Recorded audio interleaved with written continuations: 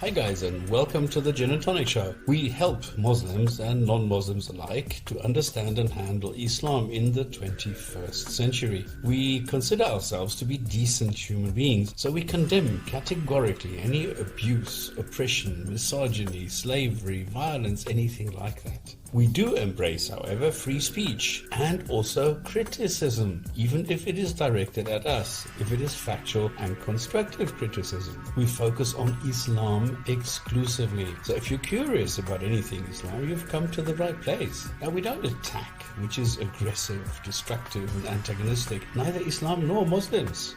We ask questions and show facts. We refute false claims and present the reality of Islam, which is political Islam. We inspect, investigate, research, analyze, and then report and critique on Islam, the ideology, not the people. Now, the live stream goes to YouTube and Facebook, and there are three ways that you can participate in this. Either you join us in the live written chat, you can join the panel during the live show, or later on watch and comment the archive. And anyone can join to comment, critique, contribute, or question. This is not a Dawa channel with censorship. Don't go to Patreon, don't go to PayPal. Everything here is free. The way we work is usually we have some news, some crazy comments, a segment where we go and read the Quran, and then a discussion on the theme of the month, followed by integrating the live chat, ending with a Hadith of the week. If this is not enough Islam for you, there's still the Discord channel where you can discuss with us without anything being recorded. See you later and enjoy the Gin and Tonic Show.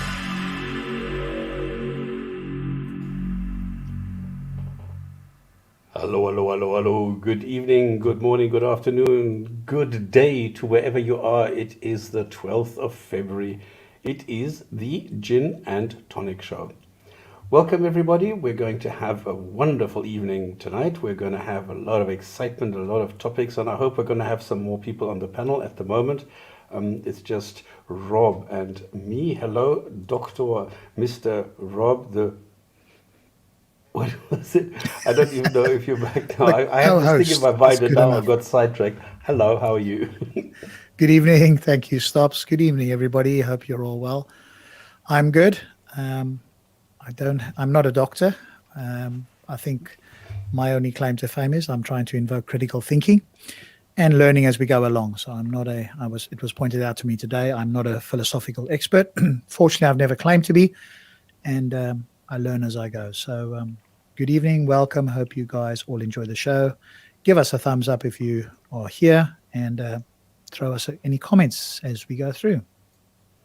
I was actually going to go along the lines of the doctor of skepticism and rationality, but I somehow got lost because I was looking at the comments. Hello, everybody. Welcome to everybody in the chat. Welcome to the show. It's so great to have people there. If you have any questions, if you want to know something, go ahead and ask. And what we are going to be doing, we're going to be starting off with the inspiration of the week. I thought is a very good idea. So this is what I think is an inspirational poster that I found on Google Images. And he found you lost and guided you, or maybe not you. Now, how a God can find you, how a God can lose you in the first place, I don't understand, because he knows everything. And if he found you and you were lost, well, he created you, and if you are lost, that means his programming was wrong. And if you then need guidance, there's something wrong with the way that you were created. And the funny thing is, there is no guidance. I mean, I don't need guidance. I have GPS, so I don't need all that. But if you don't have that, if you're lost at sea, well, and you don't have GPS, well, yeah, then you need guidance. But then the Quran doesn't help you either. So I don't know what all this is about. I have no idea. Well, presumably he didn't lose you, but you lost your way in some way, because of course we have free will, and we are sort of born, at least under Islam, with mistaken, with fallibilism, i.e. that we can be wrong, and we often are. Nobody's perfect, so you are bound to get lost, and so he has something to do because if he had made you such that you wouldn't get lost, well, then he'd have nothing to do. So clearly Allah has it's like programmed us in a way so that he's got something to keep himself busy and amused with. Otherwise, it would all just work too well. Not to get bored. So the one question that came up, and maybe it's something that, good evening to Thunderous, good evening to SmartCat. It's one thing that I want to put to Muslims, and you guys can jump in a minute. I thought about this, it just happened to come to me. But in terms of Islam, is the test, because they think everything's a test, and SmartCat's here, could God have provided some other way in his divine wisdom to help us get the message? Whatever the message is a test the only way for this to be the case? And in particular, the only way that it's been implemented according to the Quran and Islam? Is that the only way for us to get the message? Or could there have been another way? And then the question, of course, is how do we determine which one is better, i.e. which one helps us get that result? I'll leave that question floating out, but good evening to SmartCat and Thunderous. Hi everybody, sorry I'm late. So I'm glad to be here. I hope everybody on the panel is in good health. And hello SmartCat, nice to speak to you again. Hello everybody, just checking out the sound quality. I hope everybody can hear me. Good morning, good afternoon, and good evening. Yep, you're all good, man. We can hear you fine. Great stuff. Okay, then let us proceed. The next item on my list is the news. Now, I have two items today. One is a bit sad, and the other one is very happy, a good news. So I'll start with the bad one, which is, no, actually it's good and bad, because in Denmark, 14 people have been arrested, in both Denmark and Germany, for that matter, on suspicion of preparing several attacks in both countries. And 3 of the suspects are Syrian nationals in their 30s who were arrested last weekend. And according to German officials, the detention hearings were held behind so-called double closed doors, meaning the case is shrouded in secrecy and details are not made public. Nor did they identify the suspects and make known who they are and what they are. Now, the funny thing is that every week we have these things, people, they said to me, well, why is that even important? Why is that even a thing? Why is that something that that there's a page that mentions these things? Because there's a report where every week they update all the attacks. And last week alone, there were 37 attacks where 165 people were killed, and this is mostly Muslims. So they have 127 injured, suicide blasts in 11 countries. Now, the way that it works is you get like the full, you can drill down. So you can get the full report on these, and you can see that this is in Afghanistan, in Egypt, in Nigeria, in Democratic Republic of Congo, in Syria, Afghanistan, Syria, Nigeria, and so on. And they show you what city this is in, how many people were killed, how many people were injured, and what actually happened. So you see here 4 guards. Let me just switch off the this thing so you can see this thing in full. You see that 4 guards, railway station, serrated by Taliban shrapnel, and Taliban here, Taliban there, ISIS members, Boko Haram in Nigeria. So all these are news reports that are being gathered and are being put together. And this is something that we have to live with. These are reports that we hear every single week. And then if I talk to Muslims about this, the only thing that I hear from them is, well, what happened in Christchurch? And I think to myself, are you so deaf? Are you so callous that you can't distinguish that one guy once a year goes crazy and kills people and actually attacks Muslims? And Muslims do this like what you can see on a daily basis. How can anybody not realize that? So we have 165 people killed in 1 week, and this is mostly Muslims. And then you come to me and say, yeah, but what happened in Christchurch? I don't understand this. I don't understand how people cannot see this. But anyway, the good news is that they were arrested. So they found the plans, they found materials they say that you can make bombs of and things like that. So these guys are taken out of circulation, but that doesn't mean that there are not others who want to come to Europe, who want to wish us some sort of harm or whatever. And I don't really understand why. I don't understand why killing people in the name of Islam would convince anyone to join Islam. So I don't think that violence is the right way to go. I would go and point out the positive sides of Islam and not just the violence. So, yeah. Second item is very positive, because in Egypt, the Grand Mufti said it is okay for Muslims to participate in the building of churches. Now, there was a fatwa previously which prohibited this. And now it says the Grand Mufti of Egypt issued a fatwa permitting Muslims to work in church construction, which sparked, and this is the sad news again, part of the good news is also bad news, sparked a controversy on social media, with activists recalling previous fatwas on Salafist websites prohibiting such works. So we have a split within the Muslim community. So the one ummah is not really an ummah, because some people say, well, yeah, I think it's time to let go of these old fatwas and, nothing wrong with building churches.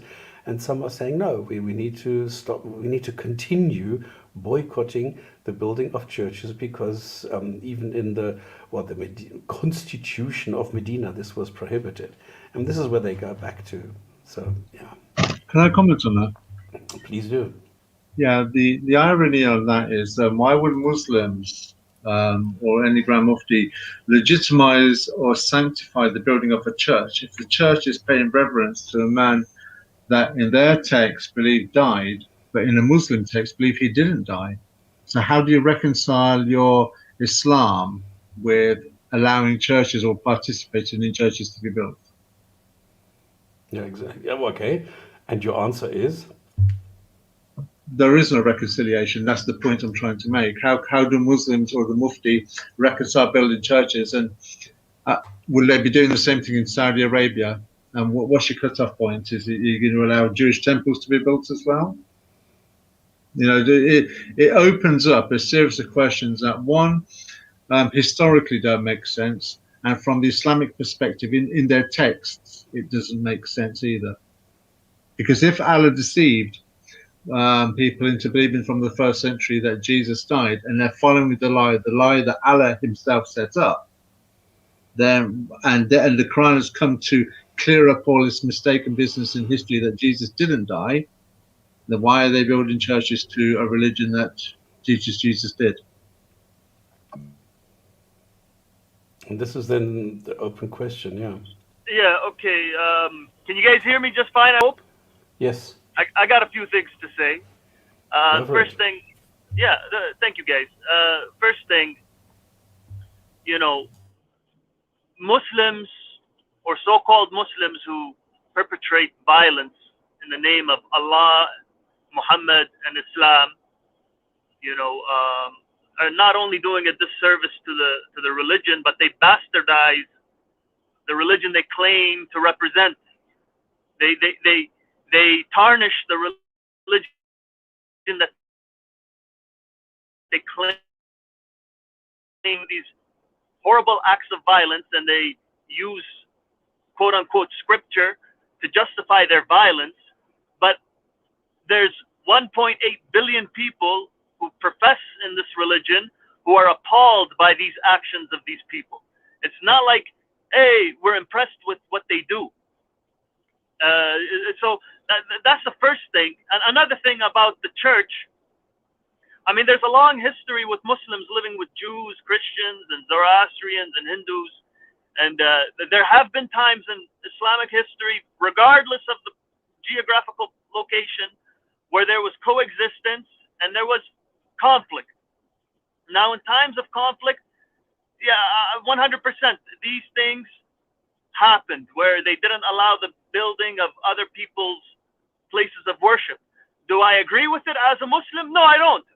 Do the people in power use Muhammad and God and scripture to justify otherwise acts of tyranny in the vast majority of people's eyes? Yes, they do, because this is the nature of those who enter power. You know, if they can use scripture to justify their horrendous acts so they can silence their opposition, they'll do it, because that's what people throughout history have been doing, regardless of religion, regardless of faith. Now, another thing, you know, when I see a church, I don't think, oh, how much shirk they're doing or polytheism they're doing.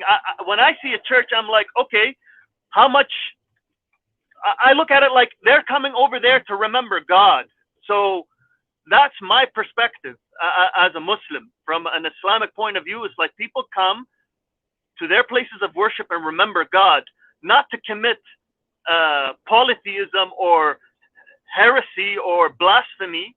I don't.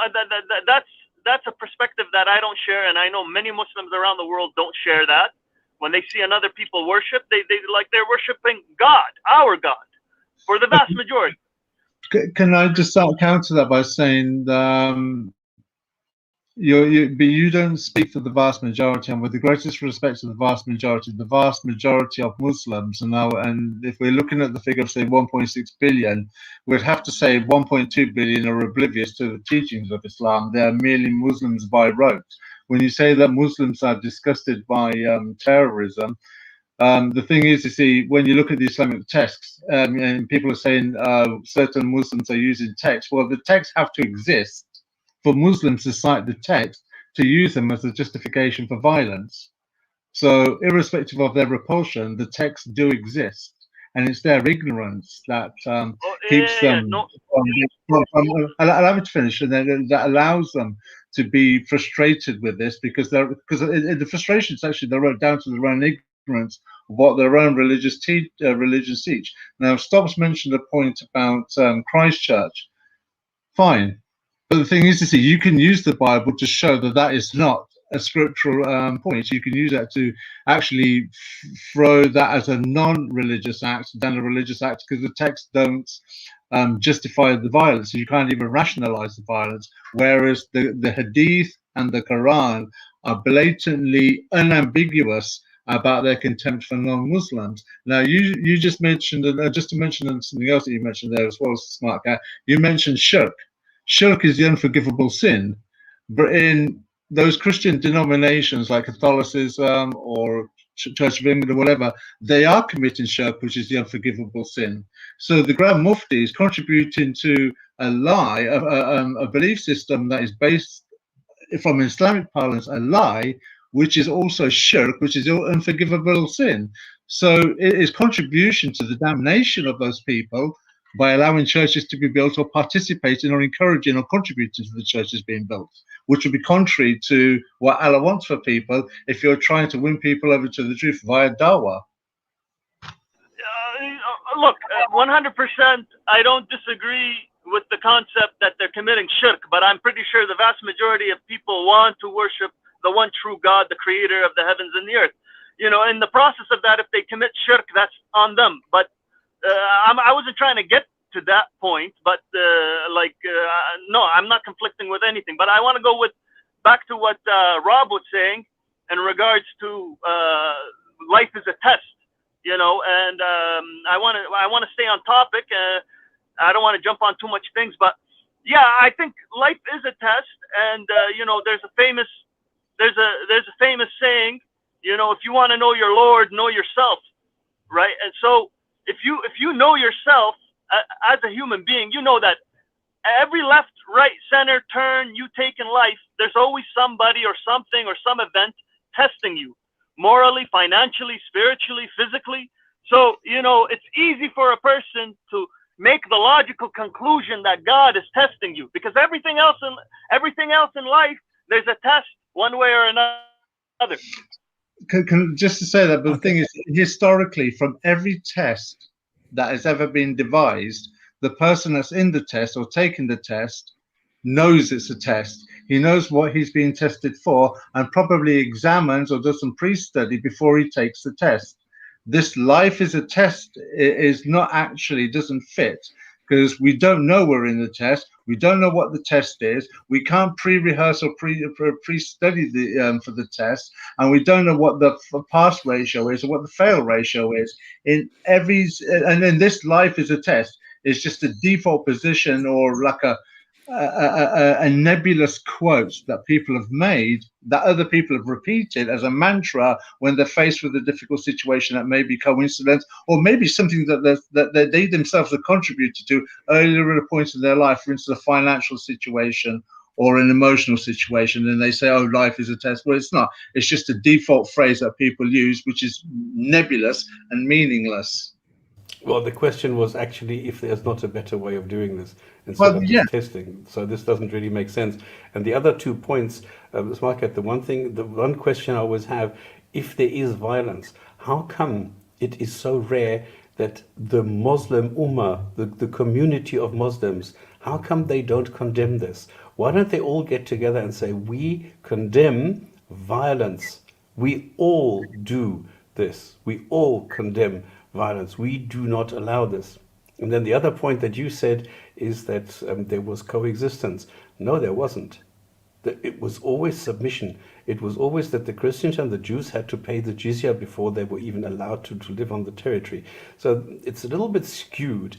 And this is why now a mufti allowing, and here Thunderous is actually correct, if allowing Muslims to contribute to the erection of a place of worship to a different type or kind or flavor of a god is actually a sacrilege in itself. So I don't know, but I think it's a positive step because it shows that we are normalizing relationships. So this is what I find positive in this new snippet. And maybe we can talk later, because or maybe not, but yeah, something for you to. But I think it's an interesting point that Smart Cat, and I want you to think about the Smart Cat, because I'm going to ask this of other Muslims as well. If your view is life as a test, it seems to me to be an unfalsifiable proposition. And so if I elaborate just briefly, I'll leave it for you to consider. What would need to be the state of affairs in the world such that you were convinced that it was not a test? So think about what it would mean in your reality for life not to be a test. Because to me, it's tautologist, like me saying, okay, well, everything is just natural. And you say, well, how do you know? I just go, because everything's natural. And you say, well, how could it be what would falsify your view? And I say, well, you couldn't, because everything's natural. So I want you to think about it, maybe come back. If you got an answer, great. If not, think about it. What would need to be the case such that you could be convinced that life was not a test? Because anything you say, you could just say, well, that's a test. And I want to know if there's some criteria by which you can establish this, or is this just a blanket, unfalsifiable claim? Look, first of all, when Muslims say that life is a test, it's a rhetorical device. It's a rhetorical device for the Islamic theology to make sense in your head. So here's the thing. People test your patience all the time. Your children test you. Your wife tests you. The government tests you. There's lots of tests in life. So when somebody says life is a test, it's based on experience of living this life. So if you want me to deny the experience of life, that's a whole different thing. I'm just saying, you have to explain to me, how can it not be a test? We can make this the theme of the month. I think this is something that you can discuss. Yeah, but I think for me, it's a case of we can imagine some tests, but the claim that you're, well, not you specifically, but you're endorsing, is that life is a test by the Islamic view. Now, if I were to consider Islam, I'd want to know what this test is and why. How could I demonstrate to myself that it is a test, not just assume it's the case? And even if we could do that, then the next question becomes, well, okay, is there like a better or worse version of a test? Because presumably the more hardship you go through, the greater your reward would be. And so therefore, if you wanted the greatest reward, you would put yourself in the greatest hardship. And if that were the case, and maybe you disagree with that, then every Muslim is not doing that. I can imagine every single Muslim on the planet putting themselves into greater hardship, not to hurt themselves necessarily, but put themselves to a greater test, because there's going to be a greater reward. And so if you're living in a Western country, maybe you'd go to Yemen and you'd go there and help every single Muslim there, or you'd go to China and try and free them, the Uyghurs there, or whatever the case may be. And so we can talk about it a bit, but I just don't see it being a falsifiable claim in any sense, because anything I say to you, go, well, that's just a test, and it's there's no way to say, well, that's not a test. And I think that you need to have a criteria by which you establish that it's a test, not just an unfalsifiable claim. All right. I mean, Rob is now saying, okay, let's not discuss this, and he discusses it. So can we leave this for later or for another show? Or yeah, what no would worries. you like We can to always do? talk about it again. Sure. Smartcat, are you okay with that? When I have you on the ropes, you run.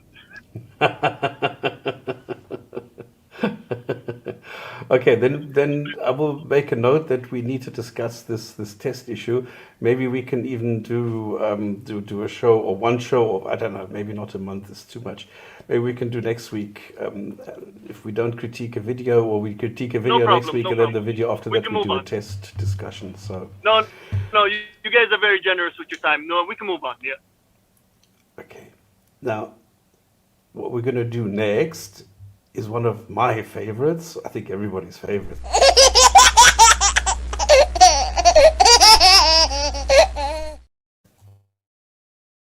So what we're going to do, okay, I'm going to give you a couple of the crazy comments, but the real crazy comment is something that I'll drop in the end, because there's a 1 or 2 minute clip of Shabir Yusuf from Speaker's Corner, and he says, now let me drop this comment. If anybody feels like it, go crazy, watch this thing, and I'll put this for everybody, so even if you're on Facebook or something, you can get this link. This is hilarious. They call this like, do you know what a mic drop is? Like if you make a statement and then you drop this and everybody's like, oh, wow. It's a profound statement. That's essentially what it is, right? Some profound statement that just gets everybody to stop and like consider this, or amazed by whatever this particular comment is. Yeah. I did see the stops, but go ahead. So this is something that is so amazingly silly, that is so amazingly terrible, immoral. So like what he says, he brings up the story that he comes somewhere he knows, and some guys talk to him and they say to him, don't get married so that you can have any woman. And his statement is, well, then I'll start with your wife. And that's it. And this is what these really primitive Muslims think is so profound. So for me, this is so crazy. It shows so much the inhumane kind and way of thinking that is being propagated here by Islam. And this is such an amazing example of how simple the thinking is. That if you don't get married, which means you don't need to get married, you can have, and all they think of is just sex. That's all they have, sex. You get married just so that you can have sex. And if you don't get married, it's not that. And then he says, well, I'll start with your wife, as though this is an option. The wife is not even considered here, whether she would like this or not. And if she would like it, well, then you can come to maybe it's to some sort of arrangement. There are so many options here, and yet for them this is so primitive. Don't get married so that you can have sex with anyone. Well, then let me start with your wife, because then I can have anyone. So showing that you need to get married so that you can have a moral relationship with a woman. That is so crazy. It's mind-boggling for me. Yeah, I think it was in line with the guy basically said to Shabir, hey, you're so lucky. Or something like, are you married? He said, no, I'm not. He said, oh, you're so lucky. You can have any woman in the world, or any woman you want. And then he said, oh, I'll start with your wife, which is like just a ridiculously stupid comment. Obviously what the person meant was you're able to select anybody you want. Well, clearly not anybody, but you can go out there and select, I have somebody. So in that sense, that's what he meant by is lucky. So that sort of snide remark was was really silly. But again, I think going to the idea that this was a mic drop, well, I will start with your wife. He didn't mean everybody. And if you're that uncharitable that you thought he meant you could have any woman, as in rather than you're able to go out there and select, is what he really meant. So to take it literally and then say that, I think it was, how you can think that's a mic drop. And they all laughed about this as if this was, like you say, some profound statement. And I'm going, A, it was uncharitable. B, it's like such a stupid thing to say anyway. You could have said, yeah, that's right. I've got some advantages. You found a lovely person, whatever the case is, right? You could have said something just more, I guess, charitable, if you like, or just more of being a nice person and go, yeah, well, but you've got advantages too, right? Remind the person who said it that they have some advantages, rather than sort of a snide comment like that he thought was somehow smart or whatever the case was, which was utterly banal and really silly, to be honest. But hey. And this is the comment that you get. Yeah, and again, I don't say all Muslims, because we've got Smart Cat here. I'm sure he wouldn't say something like that. I'm 100% sure he wouldn't. But there's just you pick this up in the comments a lot. Go on, Smart Cat. Better. I'll do one better, gentlemen. If it was two Muslims talking like this, and one Muslim said that to another Muslim, do you think, like, blows would happen? With such a statement, that's unacceptable. Like, you and first of all, anybody that's applauding it, it's literally like, the trash of the Muslim community. I have to say it honestly. Like, this is unacceptable. Wow, okay. You shouldn't say that. Yeah, no, honestly, anybody that thinks that that's a cool thing to say to a married man is one part immigrant trash and Western trash. Because you have to get the two most trashiest parts of the world to be infused together to think it's okay and to act in that matter. And honestly, it's completely unacceptable. I wouldn't stand for it. Yeah, look, I'd agree with your main sentiment, although I don't think one needs to come to blows for that sort of thing. But that person, we're still waiting for them to come on the Quranic show and defend the inheritance era. That's the point. That's the point that I wanted to make, Rob. I'm telling you, as a Muslim, if another Muslim said that to me, I would punch him in the face, because he knows better not to say such a thing to me. From a Muslim to a Muslim point.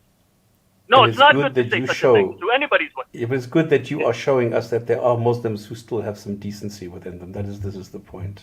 So thank you very much. The vast majority, alhamdulillah, the vast majority of Muslims will find this repugnant and disgusting. Can you see the comments on your screen, by the way? Can I just comment on this, please? Wait, I just want to see, Smartcat, can you see the comments? Yes, I can. Okay, Thunder, go. Yeah, I'm finding it a little bit frustrating when I listen to conversations like these, because we're all saying, "Oh, smart, good, good Muslim, good, human being, not to tolerate this kind of talk." Yet, no one's looking at Muhammad, and that was Muhammad. That's the prophet that we're talking about, the man that at the age of 52 married a 6-year-old girl and raped her when she was 9. This is the man that caused the divorce of his son, his adopted son, and married her wife.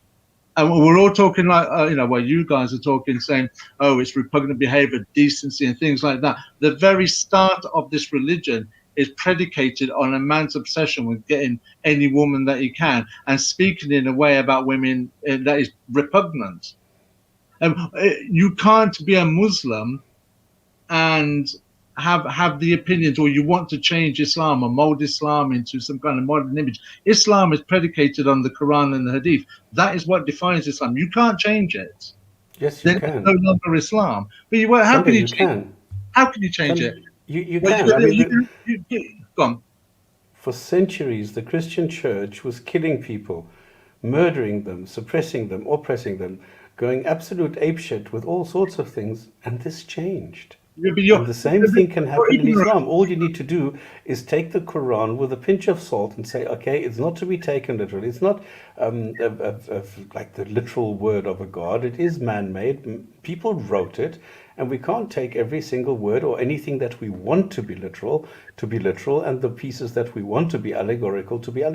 So that's all it takes. First of all, your summary of Christianity in the Bible is borderline science fiction. All that behavior you described is non-biblical, and this is my point as well. You can use the Bible, since you brought it up. You can use the Bible. I didn't say anything about the Bible. Okay, but Christianity is predicated on the Bible, so you will go to the Bible to redefine. No, it's not. This is exactly my point. Yeah, exactly. So if you go into the Quran defines what Islam is, and these people's behavior exactly. is. So you can do the same thing. Then you're going to you're going to get more of this kind of behavior, not less of it, because that's exactly what the Quran wants when the Quran says that Muhammad is an example. So if Muhammad's an example, all you're going to do by going back to the Quran is create an Islam that is more Islamic in the sense of the first, second, and third generation of Islam, which was, that we all know historically, was based on bloodshed. No, Thunder, you're not getting it. I'm saying get away from the Quran. Then it's not Islam anymore. I'm saying that is exactly the case. Yes, I agree with you. But that is what needs to happen. You need to have a reformation where people get away from the Quran. That's exactly my point. And it's not a reformation, it's a removal. Okay. All right, then call it whatever you want to call it. I think it's necessary. But now with the crazy comments, I can go one better. And now please don't stone me or something. This is just something that I found, okay?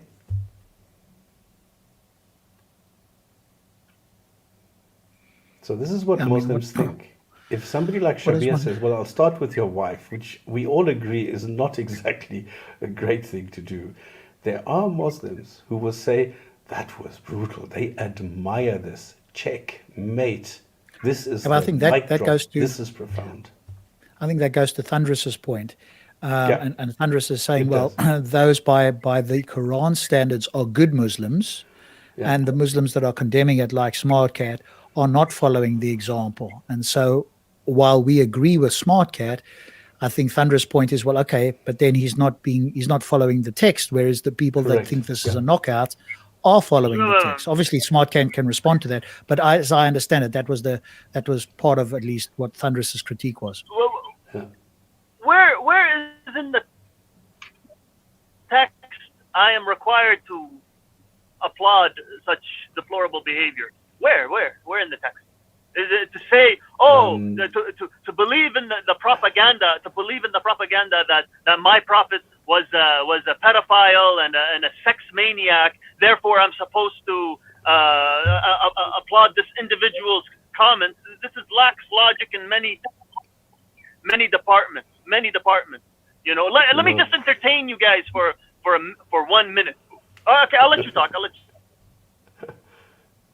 No, you go. You finish. Yeah. Okay. All right. So the accusations, the lies against Prophet Muhammad that he's a pedophile and a sex maniac, all right, has nothing to do with this man's conduct. Let's separate this man's conduct and evaluate this man's conduct with our own eyes. Is it acceptable? You can't. No, SmartCat, you can't. No, it's not acceptable. It's not acceptable conduct. That's it. It's not praiseworthy. And those who are praising him are not good people. He's not a good person for saying that. And the people that praise him are not good people. Throw him to the side. What's this bullshit you guys are talking about? But where does it come from? Is the role of the woman? Is the role of the woman put on an equal footing as that of a man in the Quran or the Sunnah?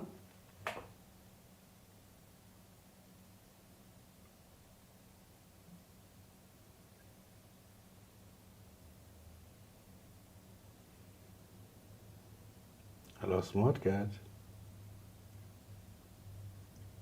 Okay, this is my point, that in the Quran and the Sunnah, the woman is on a lower degree than the man.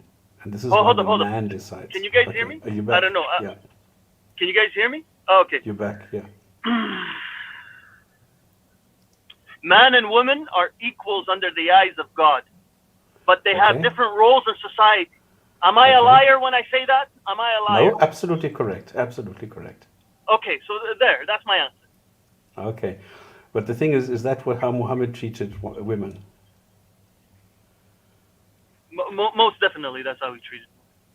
So if he commands or if he tells his people, encourages them to rape female captives, what is that? This is a fallacy. No, This is it's a an fallacy. authentic hadith. There are dozens of them. This is a fallacy. This idea that Muhammad encouraged people to rape captives, this is a you're misunderstanding the text. You're not understanding it correctly. That's what it says in the text.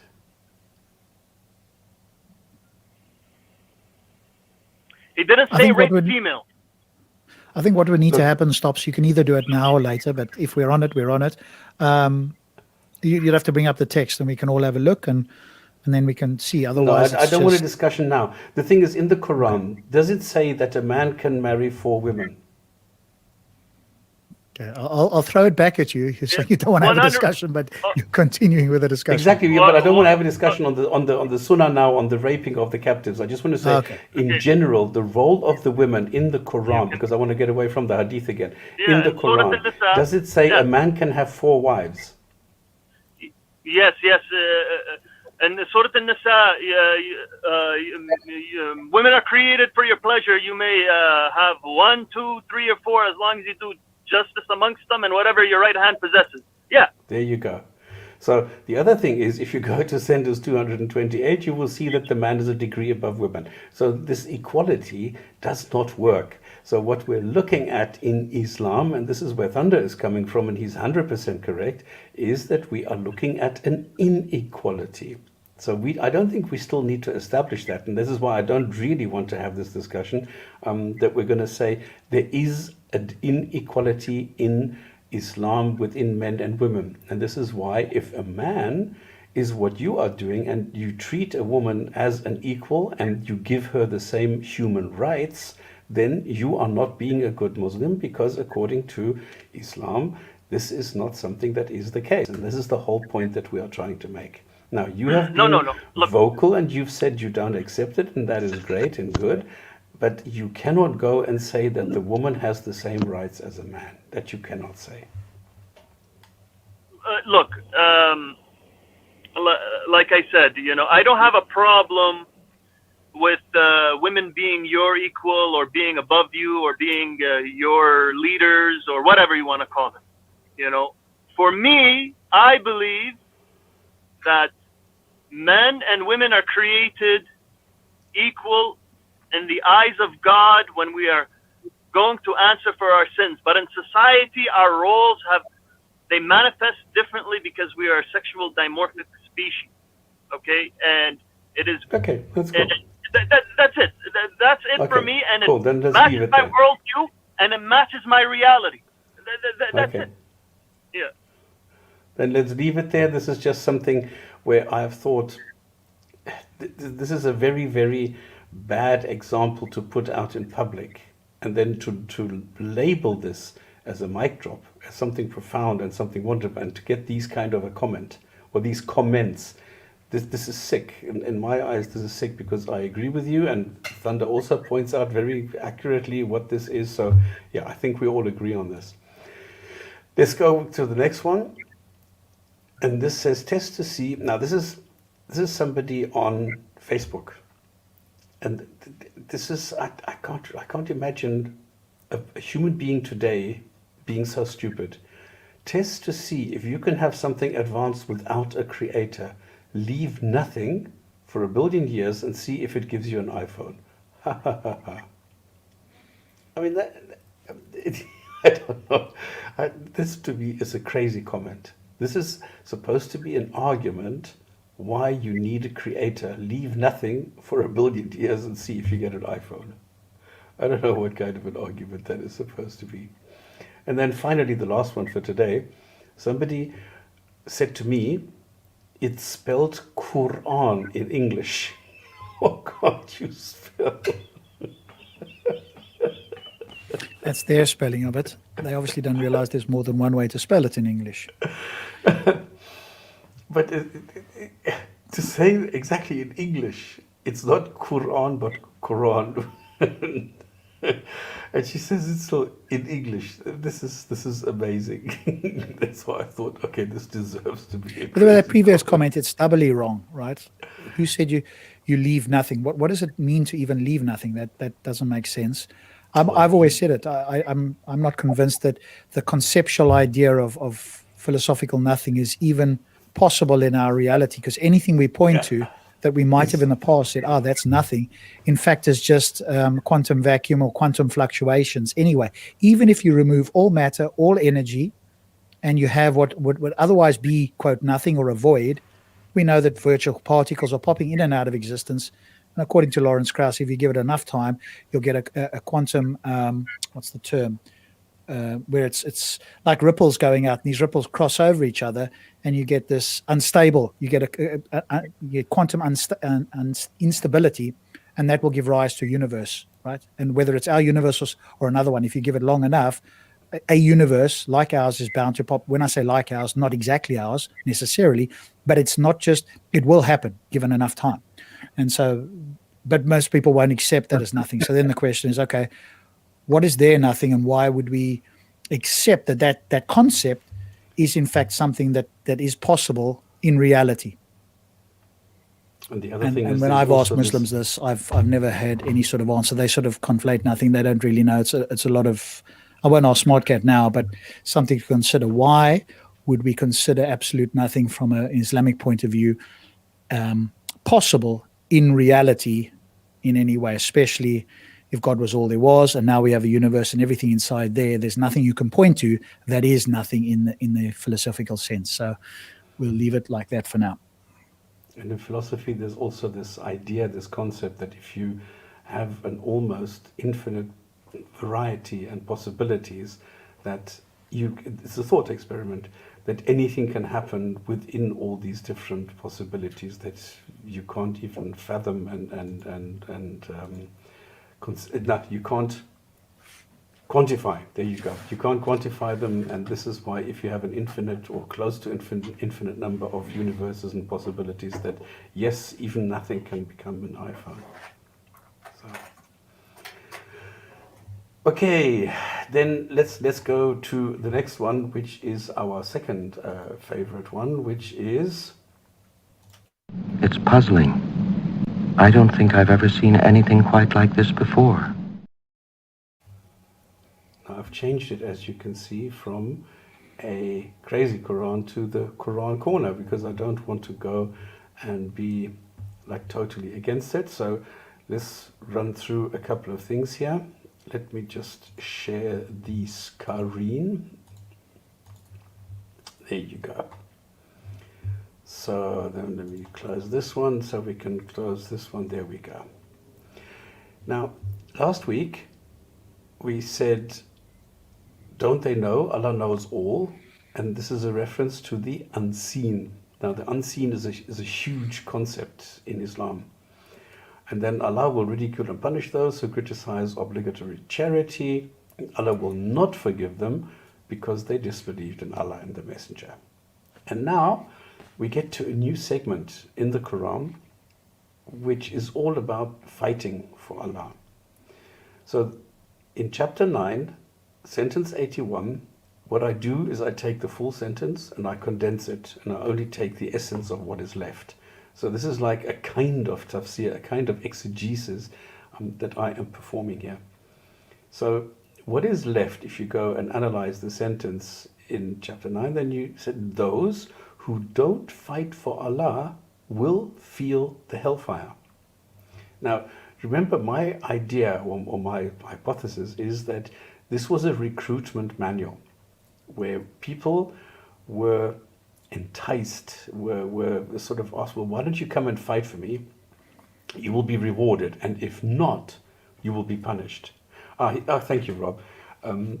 This is the sentence. So you can see that there's like 2.5 lines, And what I'm doing is I'm condensing it into just a couple of words. So anybody is welcome to read the original, and if they find a discrepancy, to tell me, listen, but you forgot about that, or actually, no, you got it wrong. So this is cool. You can do that. This is my personal interpretation, my understanding of what it says there. So I'm saying those who don't fight for Allah will feel the hellfire. So come fight for me, and if not, you'll get punished. Now, this is not necessarily a god, but this could be a caliph, this could be an Umayyad caliph, this could be Marwan, or I don't know, any one of them. And what they are saying is, I am putting you in a position where you are listening to Allah and not to me. So it's not that you are fighting for me, but you are fighting for Allah, just to get more people as soldiers. This is why they are told, well, a lot of men are going to be killed in all these battles, in this expansion war. This is why when you come back, then you're allowed to have 4 wives, because there's a lot of husbands who are going to go missing. So everything sort of fits in with this general concept for me anyway. If you have a different one, absolutely that's possible. Then in sentence 82, it says, laugh a bit, cry a lot. Now, again, this is my interpretation. This is what I see. And then in 83, okay, let's just quickly, so let them laugh a little and let them weep much. So this is how I say laugh a bit, cry a lot. This is what I see there in this sentence. Now, in sentence 83, I have a problem because there are too many possibilities and there is nothing that is obvious for me. So what I make of it is, if Allah brings you back and you want to join next time, you can't.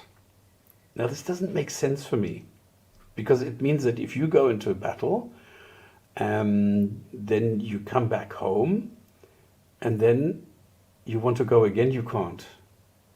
And I don't understand this. So this is why I looked at the tafsir and says, if Allah brings you face to face with the party of them, and they ask your leave to go forth to fight in the way of Allah, tell them, you shall not go forth with me and shall never fight against any enemy along me. You were well pleased to remain at home the first time and now continue to remain with those who have stayed behind. But this doesn't make sense, because if Allah brings you back, that means you did go somewhere and now you're coming back. So this sentence is a bit of a mystery for me. I don't really know what the Quran is trying to tell us here. And if you read the tafsirs, you see that there's a lot of speculation here. So, okay, but maybe it could be, maybe it's just a case of, maybe I don't know. I'm not looking at the tafsirs yet, but maybe it's a case that they, after he said you can stay home, they had second thoughts and they wanted to come along. And maybe they did try and come and fight and then went back home, and then they wanted to come out again because they were successful. And he said, well, you didn't want to come with me the first time when I asked you to. If you came afterwards, because you were feeling bad or guilty or whatever, I'm not going to let you come with me again. Now, I don't know if that's the case. I'm just going like, what could it mean? Okay, yeah, you can construct something like this. I agree, yeah. From the battle of Tabuk unto them, a party of the hypocrites in Medina, and they asked of thee to go out to fight. Okay, so they did ask to go out to fight in another battle. Okay, so not the same battle. I was thinking maybe the same battle afterwards, but another battle. Then say unto them, O Muhammad.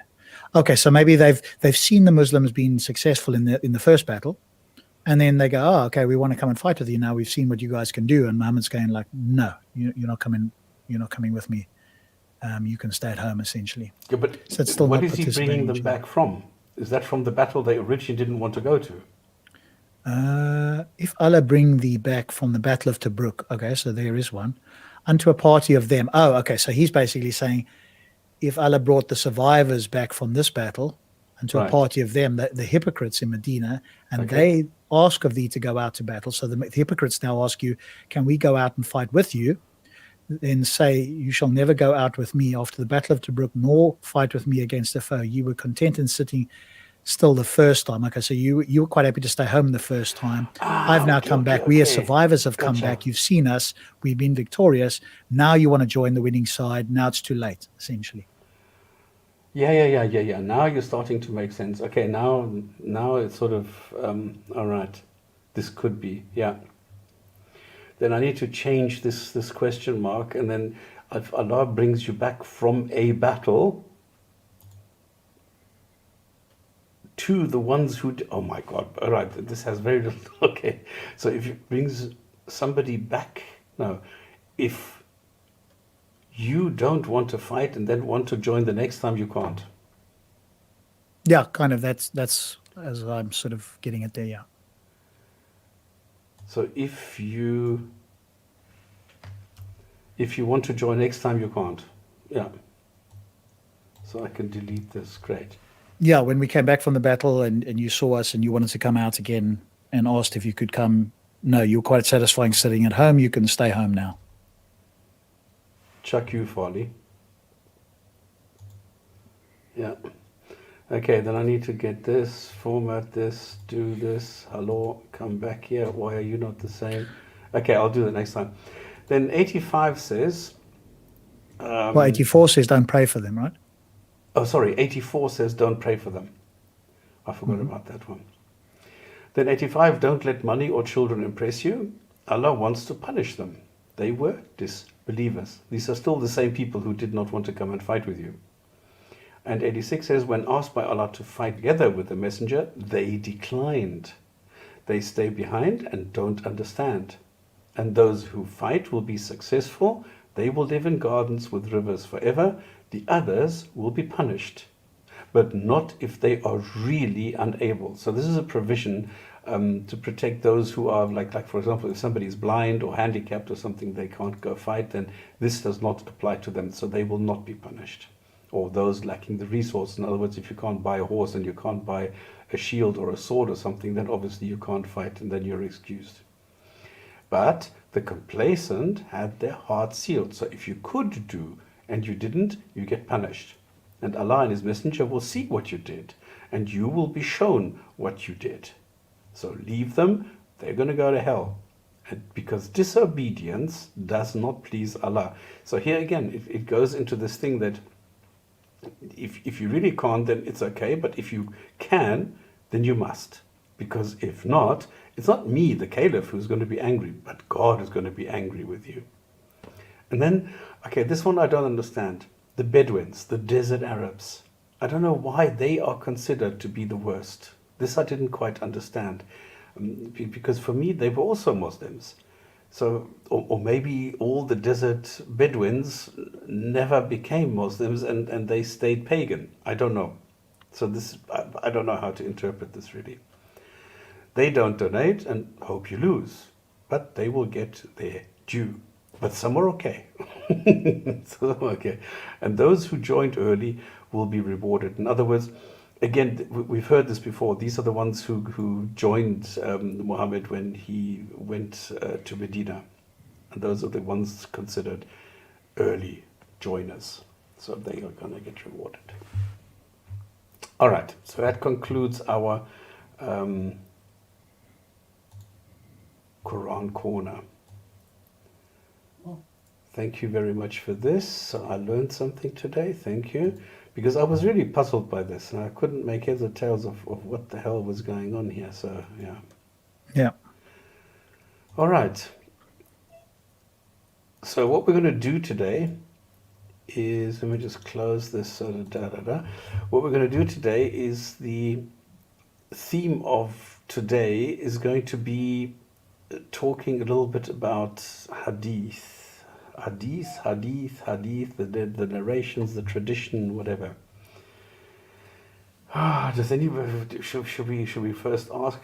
I got a message as well, Stops, because we're talking about the science of Hadith, right? It's not just Hadith itself. Yeah. But Why So Religious has got quite a bit of info. I don't know if he's still listening. He said, can he come on and share some stuff? I mean, if you've got tons of stuff, then maybe we could have him on next week, or if you think that it's worthwhile having him to add some stuff, because, we've got an hour still, just let me know.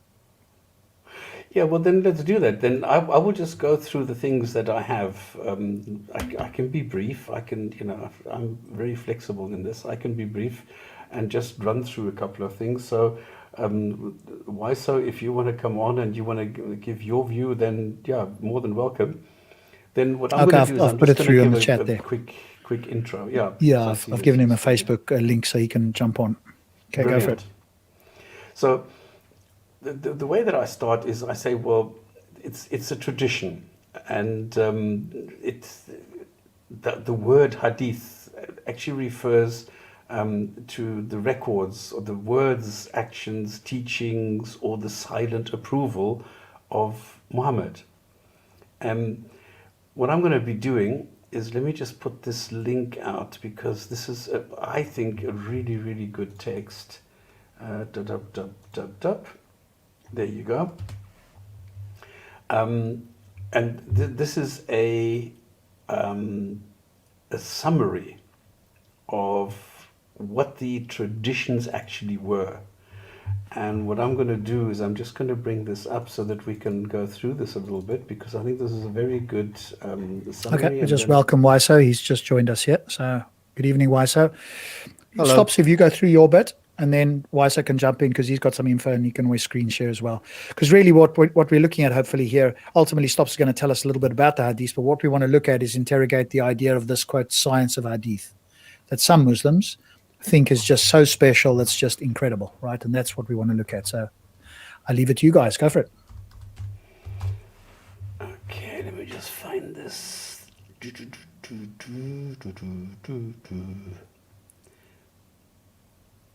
I just had this, and before we came on, I closed everything because it was getting too much. So let me go and share this again.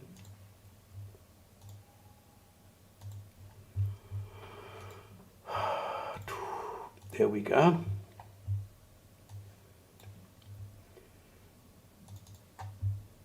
I don't know how to close this band here. We'll just have to leave it like Just make it a bit bigger, Stops. Yeah, But other yeah. than that, it's fine. Yeah, there we go. I was just trying to close the top part. So this is as you can see, this is a Muslim, in the name of Allah, the Beneficent, the Compassionate. He is writing about the myths and realities of hadiths, which is a critical study while maintaining the accepted existence of Muhammad and while maintaining the entire, let's say, veracity of the hadith, of the narrations. The way that he does it is he looks at the development of the hadith, in other words, the history. Then he looks at the chaos of the category and classification. And what I like here is he doesn't only do the normal 5 that you see, but he goes into all of the 18 different classifications. Then the ongoing debate of authenticity, the sectarianism, the faulty hadith, closer look at some dubious ones, hadith seen as a weakling, and my response, and so on and so forth. Then you have some ludicrous hadiths, and then what happens if the hadith and the Quran are in contradiction, and then some further fascinating facts and observations. So obviously we're not going to go through all of them, but if anybody wants to, the link is there. Okay. So if anybody's interested in this, please go and read this. I mean, this is fascinating stuff. Now, what I need to explain before we start off, a hadith always consists of 2 parts. Okay, so you have the contents itself, and then you have the chain. So the way that it works is a hadith is something that has been compiled, and now I need to go and share something else before we go any further with this. Now this is quite a hefty topic, because there's a lot of stuff that you need to cover if you want to go through a lot of these things. So what I'm going to do is I'm going to stop sharing this, and I'm going to give you something else, which is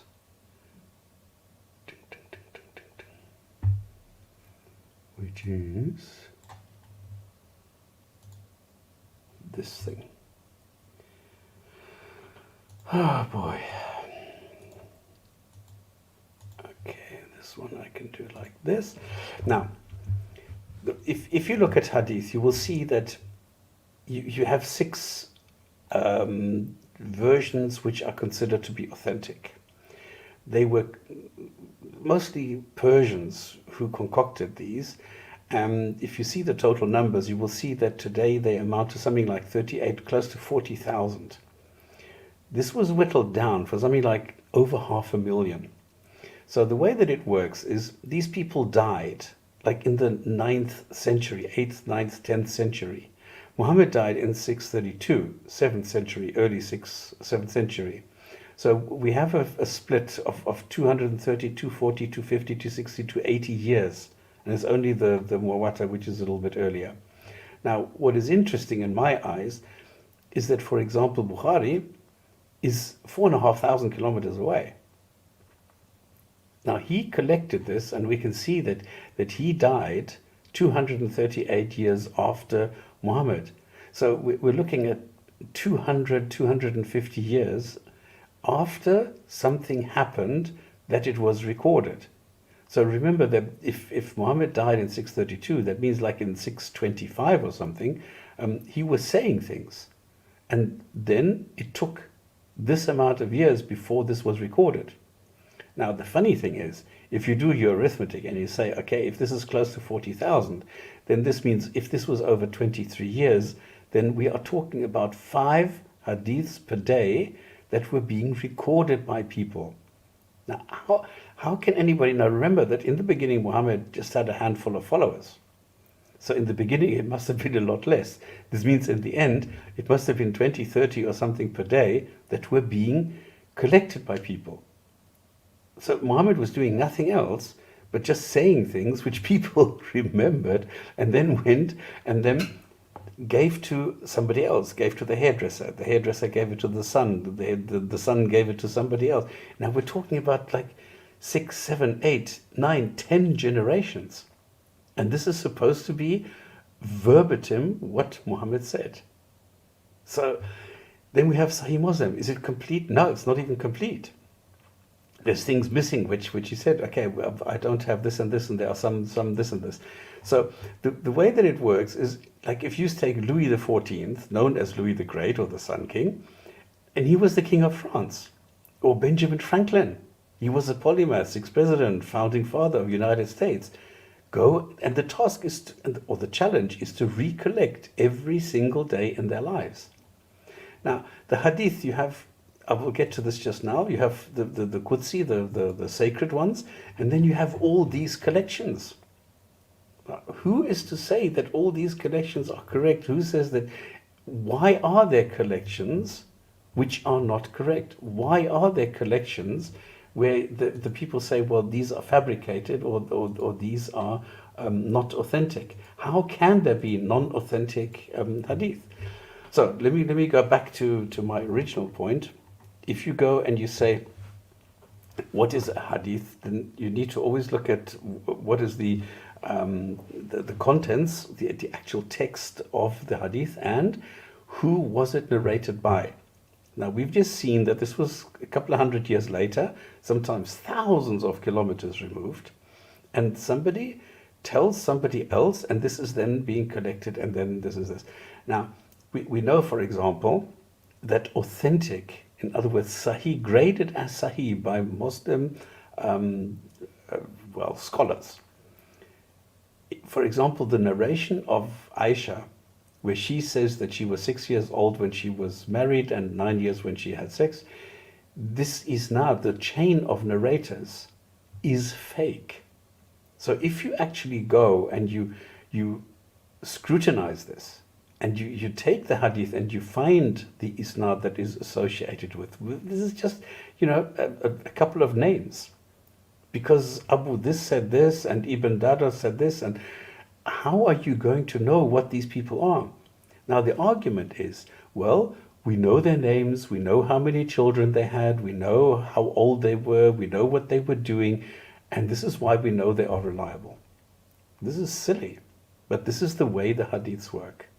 So what you have is you have a collection of texts where anybody is able to say, well, and this is what happened. If anybody wanted to impress somebody else and said, well, I think we should do this and this, they just said, well, Muhammad said this and this. And then they said, well, who do you have this from? Well, he said this. Who did he? And then you just get a whole row of names. And then people say, well, then you have an unbroken chain of narrators, and you have maybe several others who are saying something similar. And then all of a sudden this gets graded as authentic. This is how it works. So what has happened now is that people use the word science because they think this is incredibly impressive. Because everybody says, well, if it's scientific, then it's accurate, precise, then there's experiments, it's verified, peer review, and so on and so forth. So suddenly, even though science can always change when they want it to, in this case, it can't, because they are saying there is a scientific background to this. So if it says that a hadith has performed according to the science of hadith and has been deemed as being authentic, that means this science aspect is that somebody has gone and collected some names. That's it. This is the science behind the hadith, where they are saying we know the names and therefore we know it is accurate. The same way as they say, well, was Muhammad a liar? No, he was reliable. Now, how do they know that he was reliable and honest and authentic and ethical and so forth? Well, the hadiths say this. Well, where do the hadiths come from? Well, from Muhammad. So what you are saying is Muhammad said that he was reliable and therefore Muhammad was reliable. And if Muhammad says that he was reliable, that makes the hadiths reliable because they are based on what Muhammad said. So somebody was there when Muhammad said X, and then passed this on until a couple of hundred years later, somebody wrote this down. And that is the science of hadith, simply the fact that there were some names. And that is it. That's all there is to it.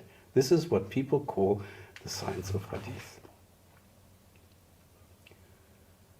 I've probably left out millions of things, but now I tried to rush through this to give Wiso the possibility. Yeah, let's bring Wiso in, because one of the claim stops that I've heard is, no, there wasn't just one people, there were multiple attestations from different places. That's sort of questionable, because did he go around saying the same thing to multiple people such that they all heard the same thing, or did he only say something once? So that's one thing to address. But let's bring Wiso in then, and Wiso, if you can share with us, because obviously, I think we're all skeptical, maybe apart from Smart Cat, or maybe even Smart Cat, but I think the rest of us are skeptical that there is such a thing.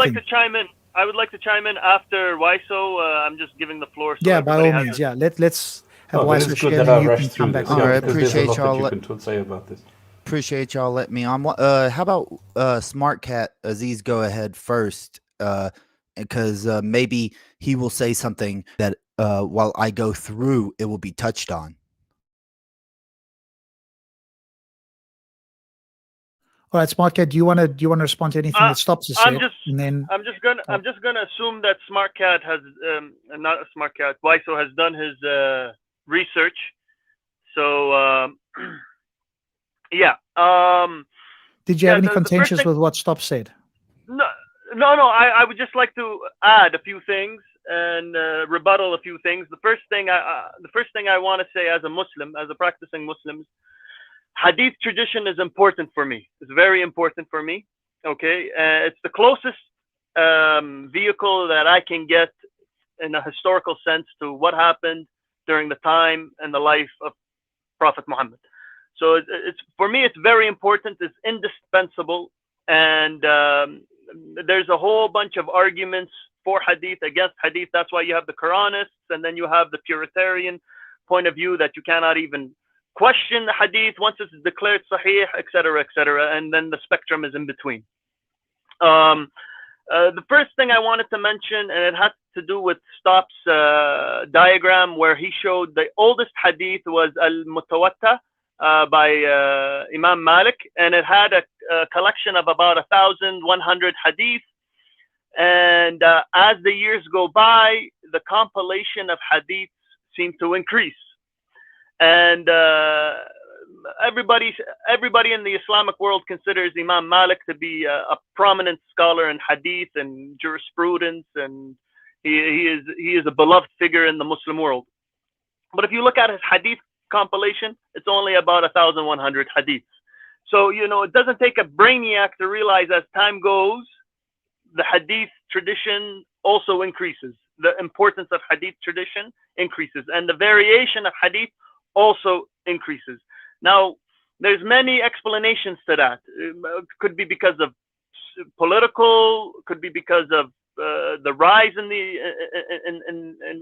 people wanting to track down these hadiths. It could be many reasons. It could be Islamic movements of the past that have died, and their hadiths have been incorporated in this huge hadith tradition of the Muslims that we have today. And also, one thing I wanted to mention is that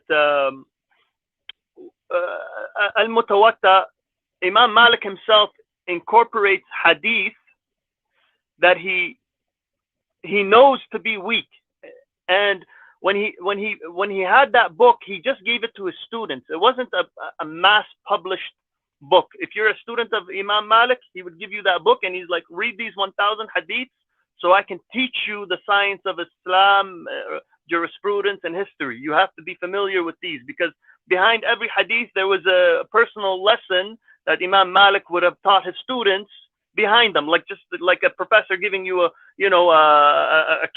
book, and he's telling you, read it up so you can follow me in the lectures, So even in his writings, and his students they have preserved, they said Imam Malik would preserve hadith, and he would purposely have a ruling against it. For example, he would have hadiths where it's like, you have to pray with your hands on your chest, but he says, we are not going to. And he gives a whole bunch of explanation why he doesn't want to. So he's preserved hadiths, and it's a small amount to teach Islamic sciences, history, and tradition. And that's the few things I wanted to add.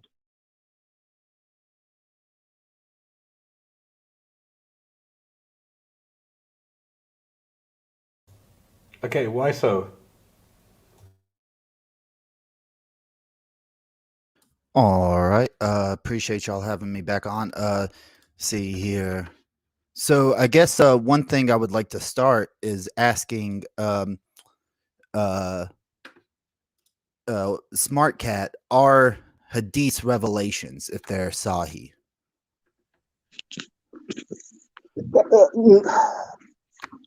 No, the possibility that some of the sayings of Prophet Muhammad are revelation, yes. The possibility that's, if, for example, there's a hadith where it's like Prophet Muhammad said this, it could be considered a revelation that is not in addition to the Quran. Yes. All right. Well, I don't have up my Kindle right now. I'm going through different things instead. But if y'all would let me screen share real quick. I got a lot of stuff if you'll just tell me when we're screen sharing. Yep. Okay. So just make it a bit bigger if you can. Why? So it's quite small. So just increase the text size there. All right. Is that better? More, a little bit more. There we go. Yeah, now we can read. All right. Thanks. So he mentioned Mutmat Weir, right? And as we have right here, on Islam Q&A, Mutmat Weir Hadith, what is the ruling on Mutmat Weir Hadith? Notice that the way that they are telling it, what this means in Sharia terminology is a report which was narrated by a group who could not possibly have agreed upon a lie from a similar group, and which is based on what they saw or heard. So how does this relate to science at all, really? Because the definition here for their Mutmat Weir being possibly revelation or divinely inspired or an actual ruling is just based off of so many people have heard it that they have to agree with it. And one thing I would like to give an example of is how they would not believe that with, let's say, 1 Corinthians 15:6. And, I'm not a Christian or anything, but this is just to show the one-sidedness of their following of this word meaning so much to them. After that, he appeared to more than 500 of the brothers and sisters at the same time, most of them who are still living, though some have fallen asleep. So there's 500 people who allegedly seen Jesus resurrect. And actually, if I'm not mistaken, Paul went around and documented and talked to these people. So that they're not using that same standard when it comes to other religions. And the point of science is to have it do the same standard everywhere that's possible.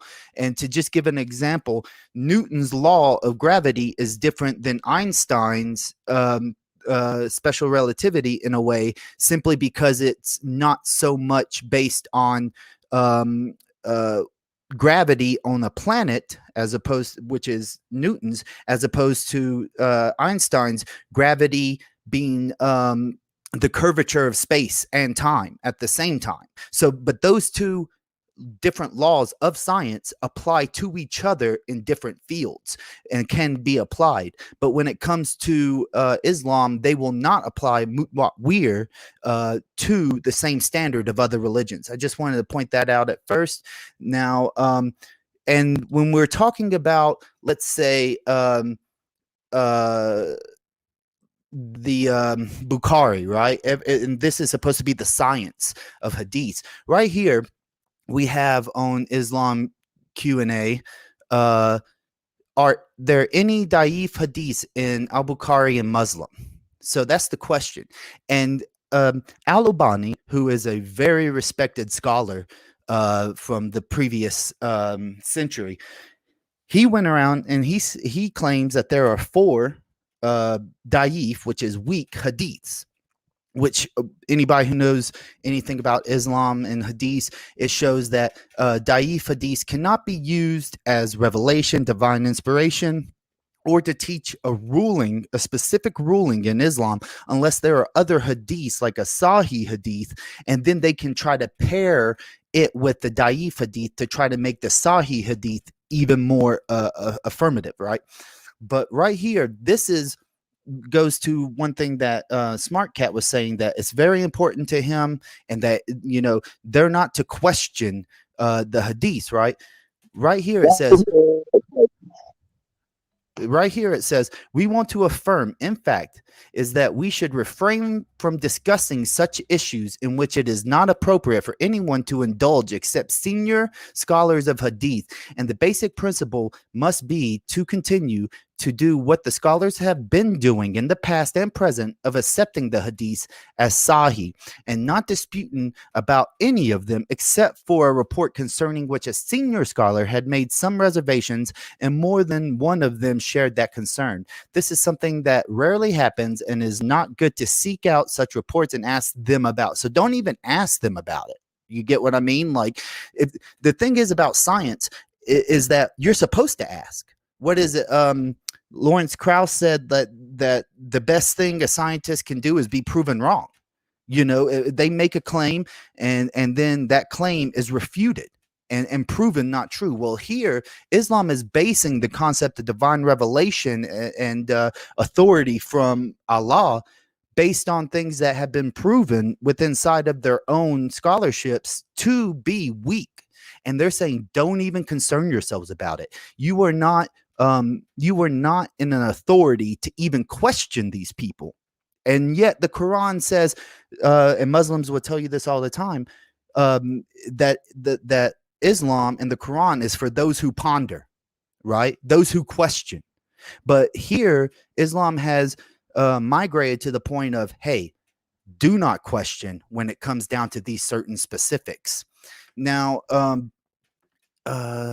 one thing I would like to go through real quick, also, the contradicting of hadiths, right? Like you can ask a Muslim, what was the first surah? And they'll pull up what most are told. And that's here in Islam Q&A. And this is to go this quote unquote science of it. So right here, we have what they are reporting, right? They are saying that the first surah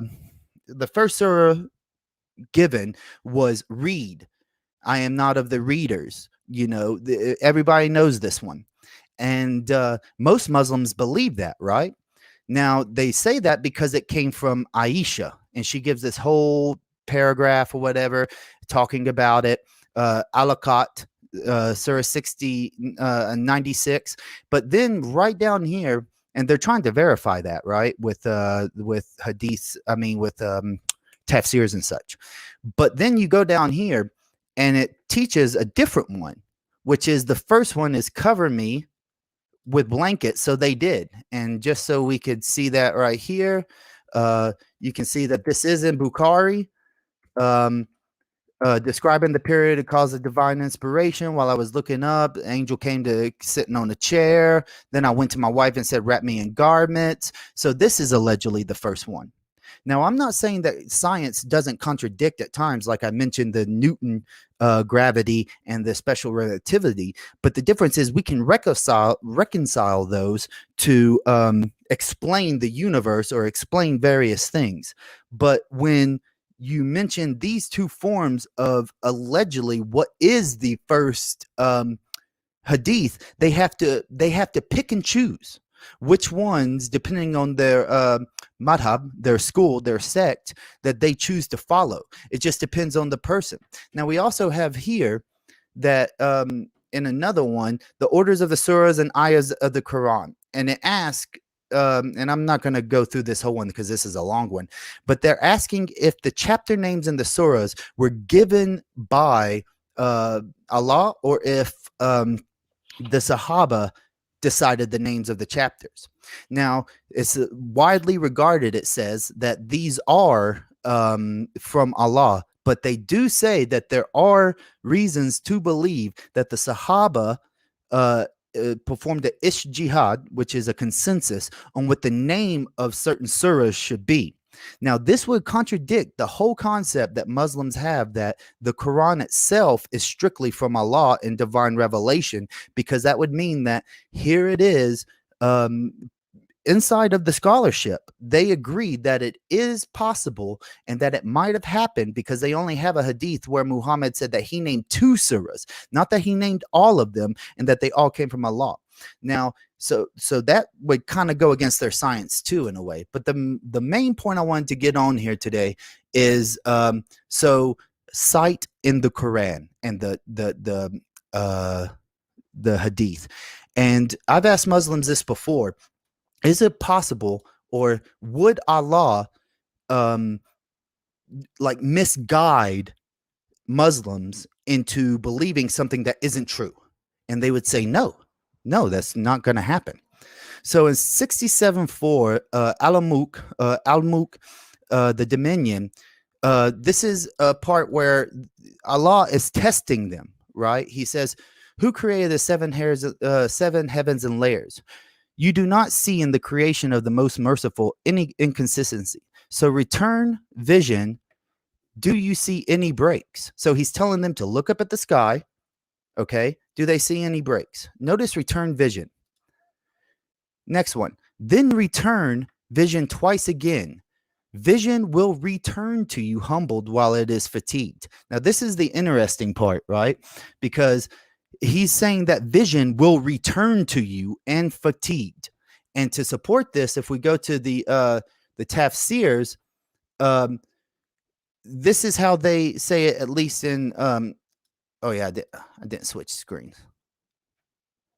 Alja Elaine. Okay, right here. Let me make this bigger. So the way that they explain this in Alja Elaine, then cast your eyes yet again once and then twice, and your sight will return to you humbled and abject on the account of it not perceiving any fissure and wary, unable to see any fissure. So that's one tafsir that is proving that Allah taught the Muslims at the time, the Sahaba, that allegedly your sight leaves your eye and then travels back to it, when in reality sight travels into the eye, and that is how, light travels into the eye, and that is how we see. Now, if we go to Q tafsir, just to prove another point about this, let me make this bigger. Wait. Can I cut you off for a just minute? I have just like I have like 30 more seconds. I have like 30 more seconds. Oh, okay. So Ibn Abbas said that this means it will be exhausted. You got 3 other people all said that it means broken down fatigue that comes from weakness. So this kind of means that they are straining to see far away and then the light comes back to them as sight. This ayah means that if you continuously looked, no matter how much you look, your sight will return to you. So Allah is teaching this to the Sahaba, and the way that they have come to this conclusion is through also a hadith of Muhammad, who says in Sahih Muslim, those people who raise their eyes to heaven while in salat should stop or lose their sight will not return to them. So everything that I'm getting at here is essentially that Allah is contradicting and teaching Muslims an inaccuracy about science. And as we see from just that one verse, if Allah is teaching them that, and then we apply 3:7 of the Quran, which says all interpretations are for Allah, and that Muslims must believe the whole of the book, this means that they are not allowed to disagree with Allah and must side with Allah and Muhammad's interpretation that sight sight leaves the eye and then comes back.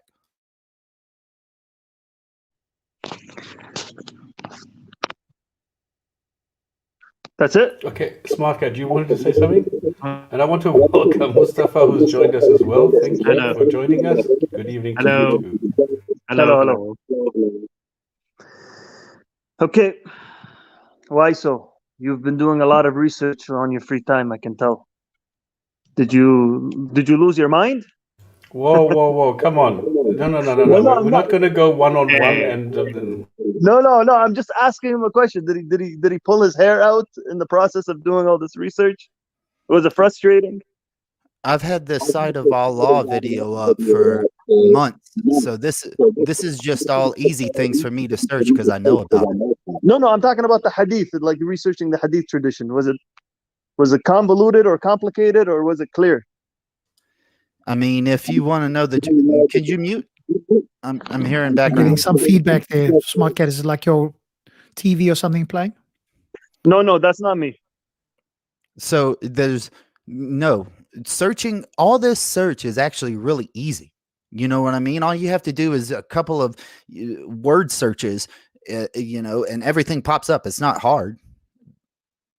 Okay, very nice. So it was mainly off the internet. Okay, so let me address a few points about the site. I want to work to what you said last, and then we work backwards.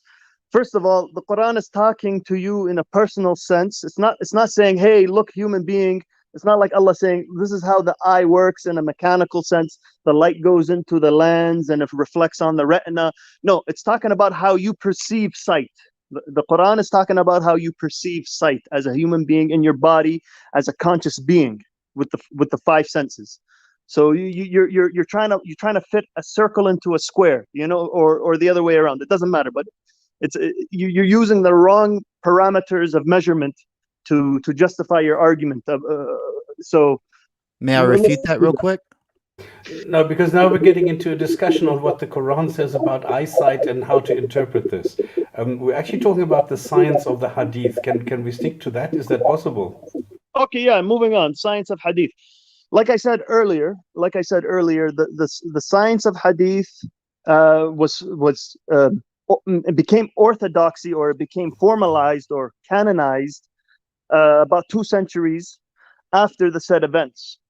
Okay, so like I mentioned earlier, it seems like there wasn't that much of an emphasis on it, but as time went on, as further away the Muslims went away from the said events, there seemed to be a more emphasis. It's almost like a revivalist period, trying to go back to the roots of the religion through hadith. You understand? Because hadith wasn't written hadith, and how it was structured, how we have it today, wasn't like that in the first 3 generations of Islam. It was oral tradition passed down from family to family. So obviously there's a historical precedent. There's an events in Muslim history where there was a need for a revivalist movement, and this is where we have the hadith tradition, because you guys even said it yourselves in your nice little diagrams that Imam Bukhari lived 250 years after the said events. So is there going to be some mistakes? Yeah, of course. But is it all a mistake? No, this is not reasonable. So my perception about it is very different, and you have to be specialized to read these things. It's not an easy thing. If you think you can just go and start reading them, it's not as easy as Googling it. Trust me, like there's lots of tools out there on the internet, but there's people who spend their entire lives reading this stuff, like 30 years, ever since they were a young man to an old man, and they're still reading it. So this is a complicated science, and they know what they're doing, and there's a reason why laymen shouldn't be reading it and having arguments, because they have no idea what they're talking about, and it shows how little respect people have for the hadith scientists. Okay, Yeah, can that's I what just I'll give push you an back on example that. of this? Because we're talking about the science of science, but nobody's really going into this thing. I was hoping that we could concentrate and focus on this. Can I just show you what it is that people are saying, so that we can have some facts here? Because the funny thing is, hadith have different classification, and I don't understand why they do have unfamiliar and so on, all these different classifications, if there is a science behind it. So why can't you have only the hadith which, I don't know, which qualify to a specific standard and use those? Instead, look at this. You have daif, the weak. Then you have unknown. One of the narrators is unknown, meaning there is no information about him. In other words, he is so unknown that no compiler of the hadith has passed a judgment about this narrator. Then you have number 3. The narration sounds unfamiliar and is not reported by others, or differs from the versions narrated by others. So then why use it? Then you have a narration that omits or misses 2 or more consecutive narrators, or the text is perplexing. Now, this doesn't instill a lot of confidence, in my eyes at least. Why have this? Then you have disconnected or severed, a chain that remains incomplete or ends with someone who claims to have met a companion of the Prophet, or the text begins with the phrase, "we used to do." Then you have similar to either number 2 or 5 above. Then you have confounding. There is a disagreement concerning the source or the narration itself. How can this be a hadith? Then you have a narration which is related without transmitting the name of a companion of the Prophet. So what's the point of having it? Then you have a narrator who omits the entire chain of narrators and quotes the Prophet directly.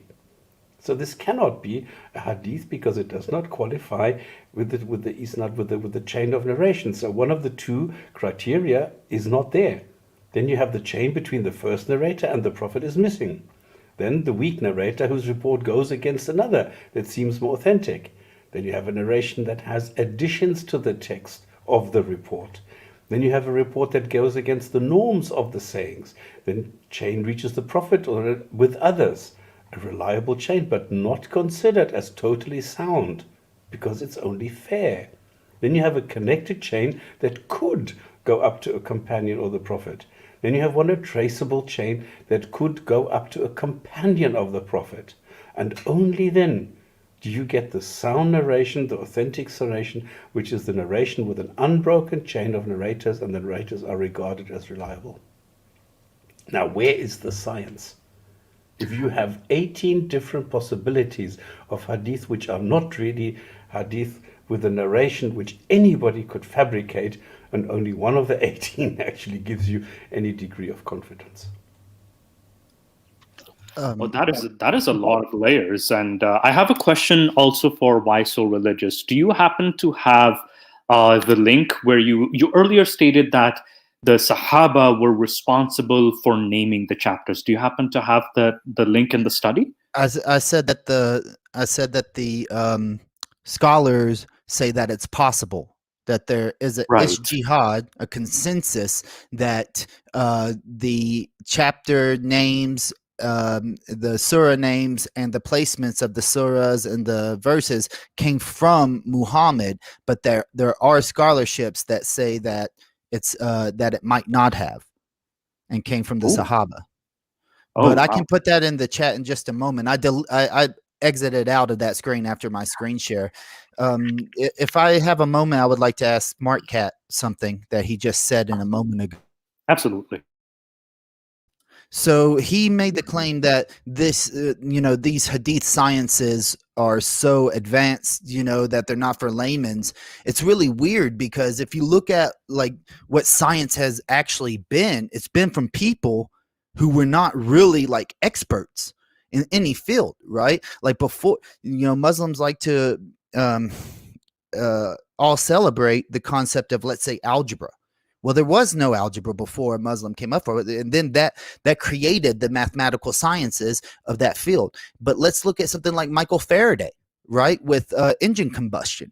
There was nobody who was using magnets to start moving and creating moving parts. I just think it's strange that for a religion where the Quran says, it's for those who ask and those who ponder, those who question, that Smart Cat can say, well, yes, that's the Quran, but when you get to the Hadiths, you spend 30 years reading them, and you're a layman, and nobody should really learn that. Real science has pretty much historically been done by laymen in those fields. Like Newton, wasn't like a huge mathematician. He had to create calculus to actually show mathematically gravity, Newton's field. And then you have, let's say, Einstein, who failed in college mathematics, and then he went to become a patenter, and then all of a sudden he's one of the greatest mathematical minds of all time.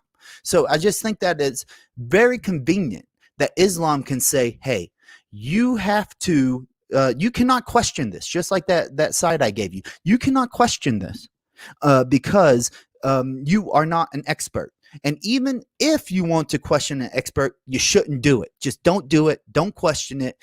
And they've obviously infiltrated people like Smart Cat, who believes that, hey, this is just the way it is, and that's the way it's going to be.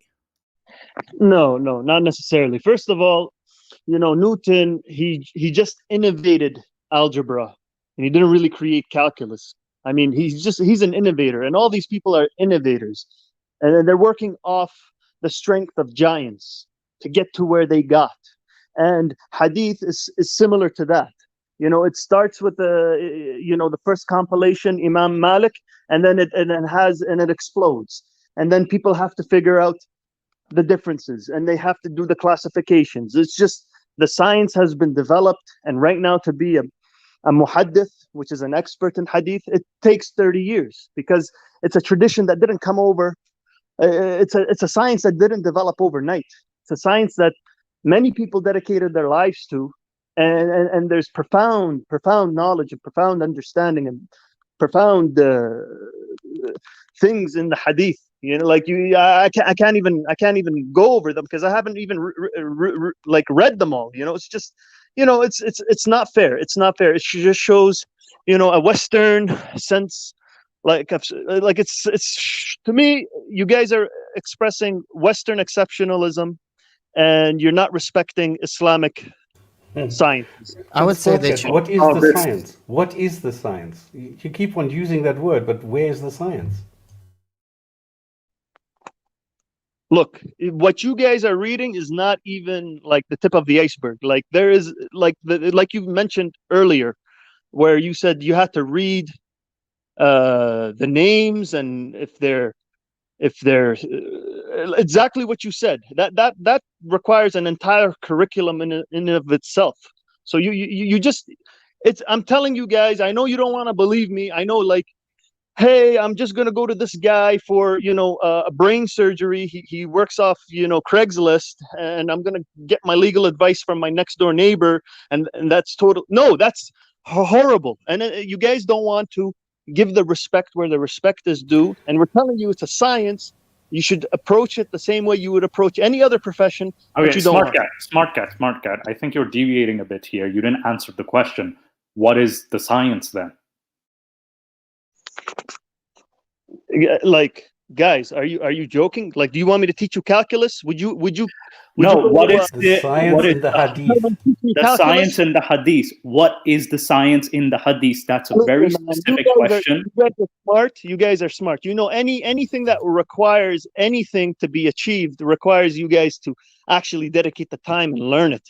But for Muslim, when we tell you that it's a science, oh, it's not even a science. It's just a bunch of fabricated what he said, she said. It's a big telephone game. SmartCat, let me just ask you something. SmartCat, why do you think we are skeptical of the quote Hadith science? Why do you think we as non-Muslims are skeptical?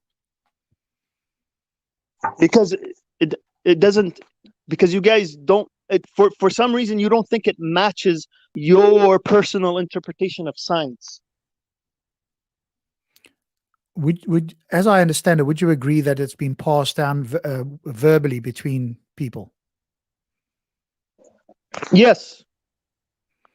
Okay, and because we as humans know how It's not passed down, preserved between generations. Well, obviously that's the claim, but as humans we know how difficult it is with Chinese whispers, etc., for people to remember things that are said to them. Okay, whereas writing something down is more reliable. But I've heard other Muslims, and maybe you're one of them, that thinks that verbal communication is more reliable than written. So if the first person said something, you guys feel like, and this is what we're skeptical of, at least one thing I'm skeptical of, I won't speak for everybody else, that verbatim word of mouth transmission can be perfectly preserved. Whereas if the first person wrote it down and somehow that whatever he wrote it on survived, my question to you is, if you had somebody who said, I'm the 24th generation Hadith, what's the word? Sort of like, I'm repeating it. My lineage goes all the way back to Muhammad, and you had the original document that had been dated. Which one do you think is more reliable? 100%. If we take that document and we put it through an intensive carbon dating system, and we find out that it's actually from where it was said it was, and there was no forgery, obviously we'll take the written, because it was written at the time of said event. Okay, but why though? But why? Why are you going to take that over word of mouth? It is assumed that that act was written right at that time when the event happened, like a journalist. Hey, I just seen it snowed today, February 15th, 1989, and a whole bunch of people got into car accidents. We assume it's written in this sense, like an event that requires somebody to write it down, like in the same way. May I push back on that? Can you name one? Can you name one hadith where? Can you name one hadith that it was said that it was written down? Like, well, Bukhari said it was written down that this person, that Muhammad said this, and that it was written down, because that's what Rob just spoke about, was that it was about word of mouth, and then you changed it and tried to say. No, you're misunderstanding. I'm saying I would take a written testimony more than a presumed information. Like somebody came and he said, I have information about so and so. For me, it's hear or say. He was asking me a question: what do you value the most, historical written evidence? I told him, that to me is like archaeological evidence. That's more heavier than somebody coming up to me saying, I seen this, or I heard this from so and so. That's a no-brainer. That's what Bukhari is based off of. Is people. But you just said, let me. I just want to wrap this around to what you just said. You just said that it would be more historically evident, right? That it was written down. Well, there aren't Bukhari hadiths saying that it was that Bukhari read it. It was him going around and people telling him, and I don't know of any chain narration that says that Bukhari read it from anybody. Yeah. Does anybody understand? Rob, do you understand what I was just trying to press on that? I understand. Let me answer that. First of all, to assume that nobody wrote anything down is not a correct assumption. At some point, somebody has to write something down that is of value to them. Okay, and when somebody comes up to you and says, hey, et cetera, about the Prophet Muhammad, and he'll tell him because he's memorized it. This is where it comes. So don't conflate the two. I said, if somebody came, for example, if we found like the Dead Sea Scrolls, what's the first thing that archaeologists said? Hey, we have to see if this is not a forgery. We got to make sure that it's genuine. We got to see that nobody tampered with it. We got to see its historical accuracy, and it was like 30 years before they published it. So, there's more scrutiny There's more scrutiny in a written, you know, like a written historical document that is found like 1,000 years later, because we have to make sure it's right. But for us, this is a historical oral tradition for groups of people that profess the Islamic faith. So it's ingrained in their hearts. It's different. It's not the same as, oh, Alexander the Great conquered the Persians at this date, and then you're forced to memorize it at the drop of a hat. You can recite poetry that he said on that day verbatim. It's not the same. No, hold up. It's not the same, because Hadith tradition, your ability as a Muslim to say, hey, this is what the Prophet said once upon a time, and this place, it made you closer to the fold, to the center of the Islamic community. This is like, you know, this is who you are, you know. So it's like you have to be saying that. Smart Cat, you're not really dealing with the crux of it, which is the following. As Why So Religious pointed out, right? People were saying these things. We know how unreliable human memory is. And unless you are going to claim that somehow these people had either a super memory or an incredible memory, because what other Muslims say is, hey, the reason we think these sayings are so reliable is because, hey, we know this person, we know their family, we know what underwear they had on, we know what they had for breakfast. All of those things, you could know all of that stuff. That still doesn't tell you that the person that supposedly made the claim actually has correct information to begin with. He could be the most trustworthy person on planet Earth. That doesn't mean that he in fact saw or heard what he claims to. And if he wasn't the eyewitness himself, he's getting at second-hand information. But even if it was the eyewitness, it doesn't matter. He can be mistaken, and you just need one mistake in the beginning. So what we're critical of is the fact that people are saying this. They are giving a verbal thing instead of the person walking around, like you pointed out, walking around next to Muhammad and writing everything down as he said it. You've got 10 scribes walking around with him, scribally writing all of this down, and they can all confirm with each other. Would you agree that would be a better way to have historical science of hadith than somebody hearing Muhammad here, there, and everywhere, and then having to remember this and passing this on by memory to the next person? Because you only need one mistake there and you're screwed. Yeah, fair enough. But Rob, it seems like you're familiar with hadith. Are you familiar with the hadith that Prophet Muhammad said, don't write what I say because I don't want to be turned into a cult of Jesus? Did you? Okay, but then all Muhammad is saying is don't use...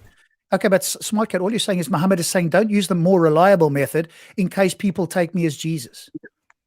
Yeah. No, look, the thing is, what I'm trying to tell you, gentlemen, is like, if you ask me what I have been doing for the past 25 years, there's only a few events in my life I can tell you, this is exactly how it happened. This is exactly how it happened. Exactly. You know? And even then, we could be skeptical that you remember it accurately, right? This is a lifespan of 25 years. This is a lifespan of 25 years, and I can tell 23 years. 23. Whatever. I'm telling you about my personal life.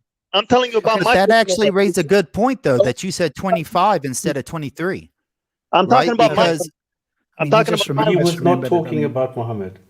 I'm talking about my life. I'm saying in the last 25 years of my life, I could only tell you a handful of events with the absolute most clarity.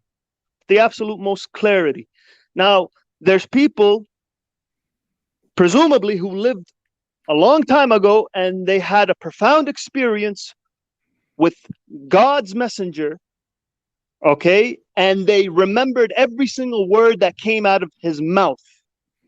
That's the logic. Like, don't ask me what I did 20 years ago with my kid. It was probably a mundane event where I took care of him and changed his diaper. But the day that I saw Prophet Muhammad, that I will never forget. So that's Smart Cat. That's cool. All that is nice. What is scientific about this? Why use the word science? Okay, so look, there are individuals who preserved these traditions, families, clans, towns, tribes. They preserved these traditions.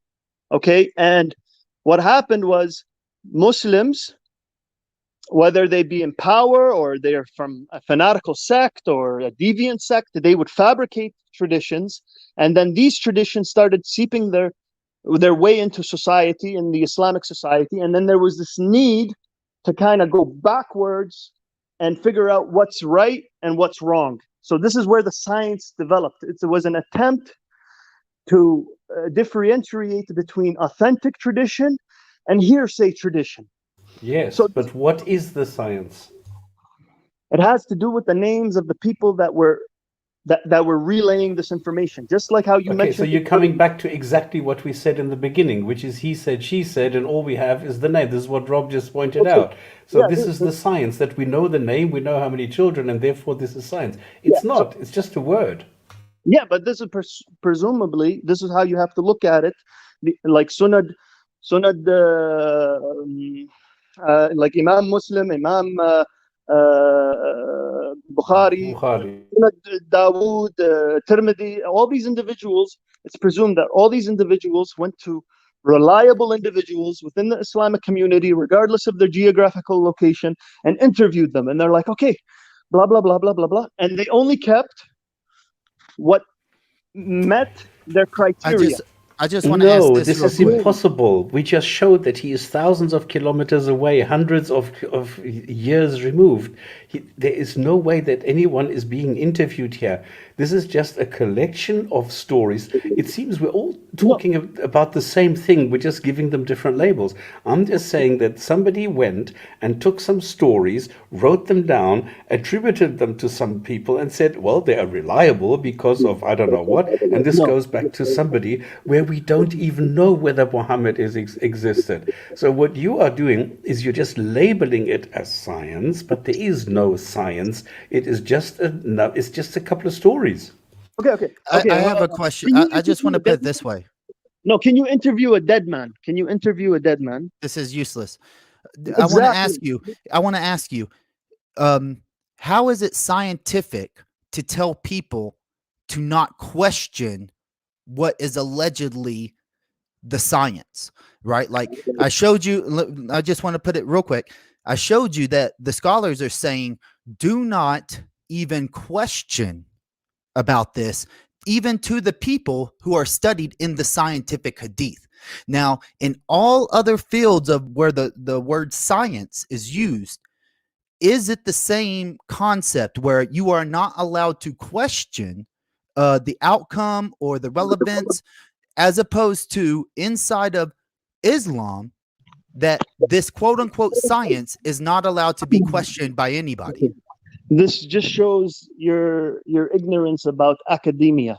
Okay, you cannot be a freshman and tell the professor how to teach his class. It does not. That's not what I said. Does anybody understand what I just said? But that's the reason for the rule. Okay, SmartCat, let me ask you this. That's the reason for the rule. No, SmartCat, that doesn't make sense, because if you look at the Wright brothers, they didn't have a person teaching them aviation, of the science of aviation, or how to be a pilot. They just became that way through their own studying and intuitions and science. The point that I'm making here is, can you name any other form of science that the word science is applied outside of Islam and Hadith, that you are not supposed to question the people in authority about that science? Man, you have some kind, I don't know, man. Look, listen, why so? You're making it very complicated, my friend. First of all, this is Hadith tradition. And in order to learn Hadith tradition, you have to be discipled by a master, and you have to be his disciple, and he will bequeath this information to you, and until you attain seniority, you're allowed to do what you got to do. Hold up, listen, you guys are jumping all over the place.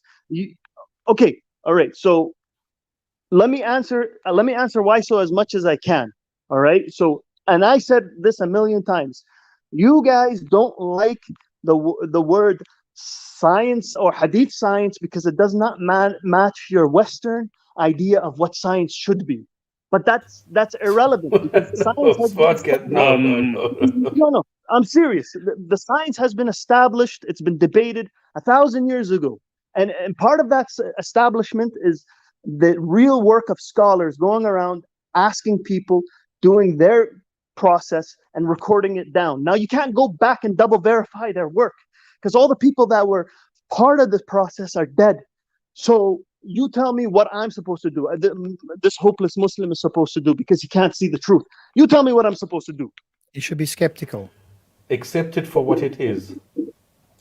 Most definitely, I accept it for what it is. And most definitely, I'm skeptical. But that doesn't mean I abandon it. No, that's what you wish I would do, but I'm not. No, We're not no, asking you to nobody is abandon it. asking you to do that. We're just asking you questions to try and understand. Number one, why would it be called scientific? Now, we have established that there is no justification to call it scientific in any which way. The only thing, and you just explained it very nicely, that this is a tradition. This is why Mustafa just asked you as well. How do you get from tradition to science, and how can you justify this? What you have is just all you need to do is look at the facts. You just have a couple of people who tell you stories which are collected in a book, just like the Grimm brothers did with the fairy tales. It's the same process, but it's not scientific. No. Listen, the science involved living people telling another living person about things that they preserved for generations. Now Yes. that living person that wrote it down and the living person that told him these traditions are both dead. So you can't double verify the science in the way May I you push guys back want. on that? But this is exactly what I have just been telling you. This is what the Grimm brothers did. They went and took what stories were told them by living people, what they heard from other living people who are long dead. This is exactly how it happens, but there's nothing scientific about this.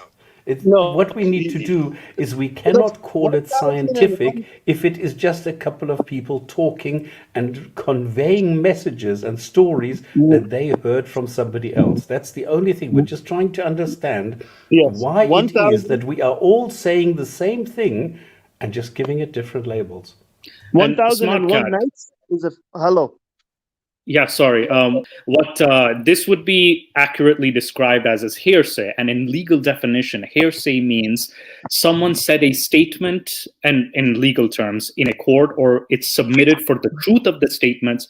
However, the person who said the original statement is not available in any shape or form to verify that that particular statement submitted for its truth is accurate. And reason could be they are dead. Oh, they're not in the country. Oh, they've ran away. Therefore, what? So continue. So Therefore, therefore, is what? hadith is hearsay. Hadith would be classified as hearsay evidence. Okay, so all the hadith is hearsay evidence. So that's you have a big lacking. I don't want to insult you because I don't know you. Big lacking in what? Huh? You're lacking Big in lacking. logic. You're lacking in logic. I just defined the But legal you're saying the definition of same hearsay. thing. You're lacking in logic, my friend. You're Smart lacking. Cat, you're saying the same thing. There is nothing else. What Mustafa just said is repeat what you just said. I don't understand you. Smart Cat, is it a possibility that one of the guys who narrated something to Bukhari, that he was not reliable, that he was making it up, that he just fabricated the names and just gave it to Bukhari who wrote it down? Is that a possibility? Well, I can do one better. Is it a possibility that after Imam Bukhari, when he passed away, that other people inserted hadith and attributed to him?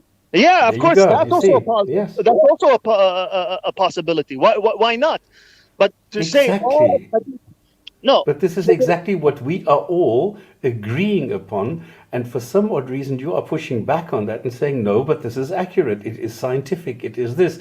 We are lacking the knowledge, there is a lot of effort going into this. No, we are not going against that. We are just saying the level of reliability is exactly the same as we would attribute to hearsay.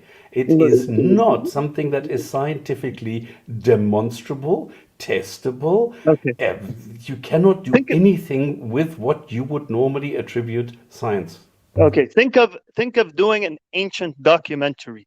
Okay, you know how you guys watch documentaries? I'm pretty sure all you knowledge seekers out there enjoyed a few documentaries. So what does the documentary do? It's about a subject. It goes to people that said that they were there or heard what they said, right? And they corroborate multiple point of views regarding said event. And that's what hadith tradition is. It's an ancient form of documentary pertaining around oral tradition about said events in the past. But That was is the original statement maker available? Was it taken from the original statement maker? That's the question we're asking. No, you know it wasn't. You know it There wasn't. you go. So we all How- agree. Exactly. So I don't know. Okay. No, but that's not how the Muslims look at the hadith, and you guys are looking at the We hadith know in the wrong that. way. Maybe we can just ask this question, right? Smart Cat, what do you think makes, quote, hadith science more special or elevated above any other historical type of inquiry? What is the specifics in your mind that makes this more reliable or better than anything else? We've heard other Muslims say that, even the science in America with George Washington, quote, wouldn't even make it into their hadith science. So presumably this science has something unique in it that other historical elements and other historical data and documents don't have. Can you explain to us from your point of view what makes hadith science unique, please? Okay. There was a real human being, okay, like Imam Bukhari, who went out of his way to collect hadith from reliable sources, from reliable people that had the tradition passed from family. I'm sorry, that's all emotional. No, I'm just So, saying. and Go also, test could it. you tell us what the word hadith means? Means narration. Narration, story, right? Tale. Yeah. It could be used like that. Yeah, narration. It means narration. Just means somebody narrated this. I think as I'm hearing you, Smart Cat, you're okay. It was a short response, and we appreciate that in some sense. You seem to be saying that the fact that they knew who the person was, or knew their family, or knew apparently that this was a reliable person, this elevates this, quote, science of hadith above other historical inquiries, as in like when other historians used to go out and do it. Do you think they would do the same thing, or was there something special here? I'm not too sure. I'm not too sure I understand what you're trying to say. It was like I said, it was an individual trying to go and find what was said. I understand that part. Yeah. Okay. You agree that other historians have done the same thing. They've gone out looking for the original individuals, or at least the closest they can find to find out what happened. Other people did what Bukhari did as well. Okay. So what is it that Bukhari did differently or better or uniquely that no other historian or scientist or anybody that has tried to do similar things has done? What has he done that's special? No, I don't think I don't look at it that way. I just look at it that he dedicated a lot of his life, a lot of his energy, and persevered and compiled a lot of hadiths. So he worked really, really hard. He was dedicated. He was a believer, and I don't know what else to say. I understand. You're saying he was a very hard worker. He poured his life and soul into it. Does that improve or guarantee the reliability? No, it doesn't. It doesn't. The things. Okay. No, it doesn't. It doesn't guarantee it, but I mean, it doesn't guarantee it. I mean, everybody has to, that's why we say, may Allah be pleased with him, so I don't know what you're trying to say. I don't really get it. So it's the faith of hadith and not the science. No, it's not the faith of hadith. It's not the faith of hadith. Everything that you just described is based on the faith of this man, right? You have faith that he was hardworking. You have faith that he was able to memorize everything correctly. You have faith that the isnads that he used, the chain narrations were authentic, and that because he collected all of these, and he collected 100,000, and then he cut it down to 5,000 or 7,000 that he believes. Let me finish real quick.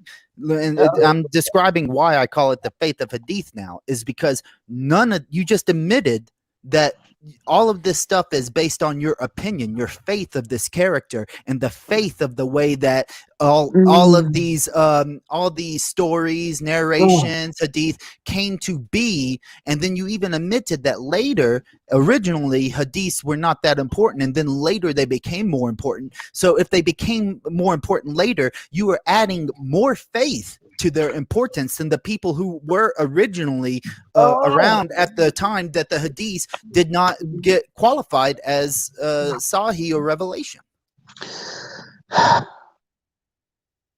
No, that's not right. That's just being a cynical individual. You know, that's not right. I'm sorry, I can't agree with Can you not attack me and actually attack the argument? Is going into France like Emmett Scott. He goes around, he goes to every single church, looks at the church records, trying to reconstruct what happened 1,000 years ago. He's a historian. Now, what is stopping you from taking a story from Bukhari, who might have been, you might call him a historian, from saying, yes, he's a historian who collected stories just like the historian like Emmett Scott did. What is stopping you from admitting and just acknowledging that? No, I mean, he very well may be another historian, but he's an Islamic historian that collected hadith tradition. Yes. So what makes this a higher level than what the other historians are doing? What makes it a higher level? Like, you want me to do hadith criticism between two authors? No, I'm just saying, if I take the work of a historian and I take the work of Bukhari, why would the quality of the work of Bukhari be of a higher value than that of another historian? He had... Okay, well, look, let's first answer Emmett Till and the church, okay? You guys, quote unquote, possibly might, I don't know, maybe you could change your mind, but you guys would take written records more seriously than hearsay, right? You said the same thing about yourself earlier. No, that's fine. But I said under requirements. There's requirements for me. I want, just because you write something on a piece of paper doesn't mean I'll take it. And just because you come up to me with some information and you're saying it doesn't mean I'll take it.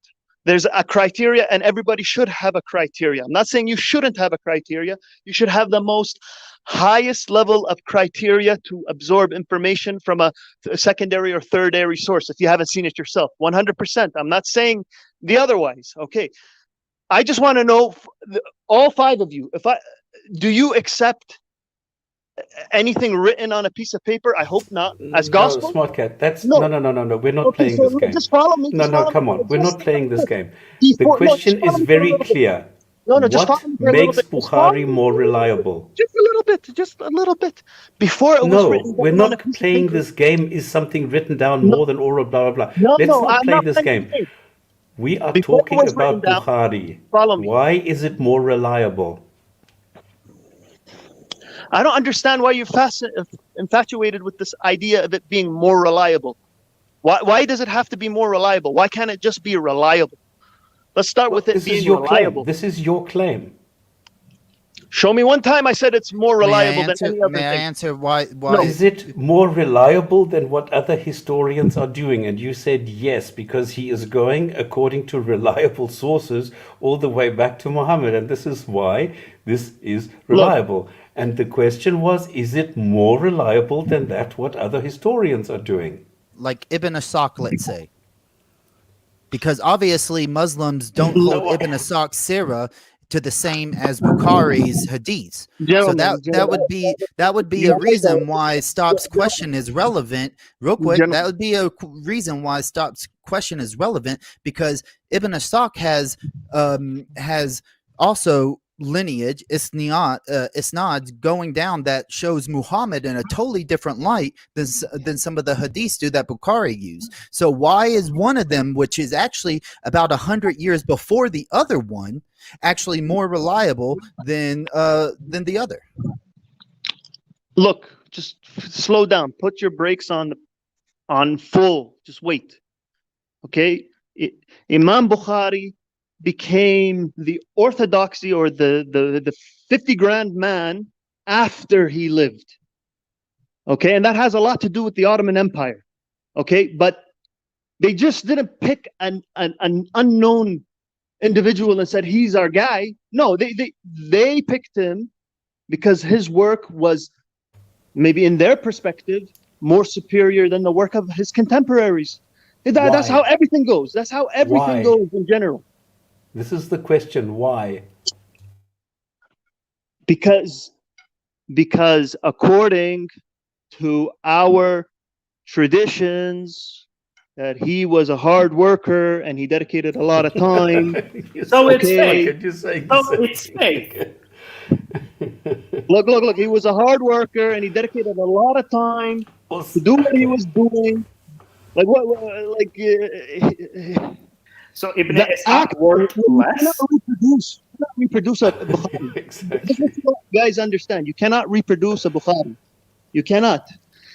It's so easy to reproduce a Bukhari. A lot of people have. This is why you have fake and fabricated hadith in Bukhari. This is exactly the point. But listen, we're not getting anywhere. Smart Cat, we're not getting anywhere.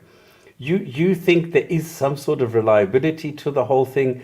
I am skeptical. I do not see the evidence, and I do not see any reason to believe that there is anything reliable in Bukhari any more than anywhere else when it is down to hearsay. This is it.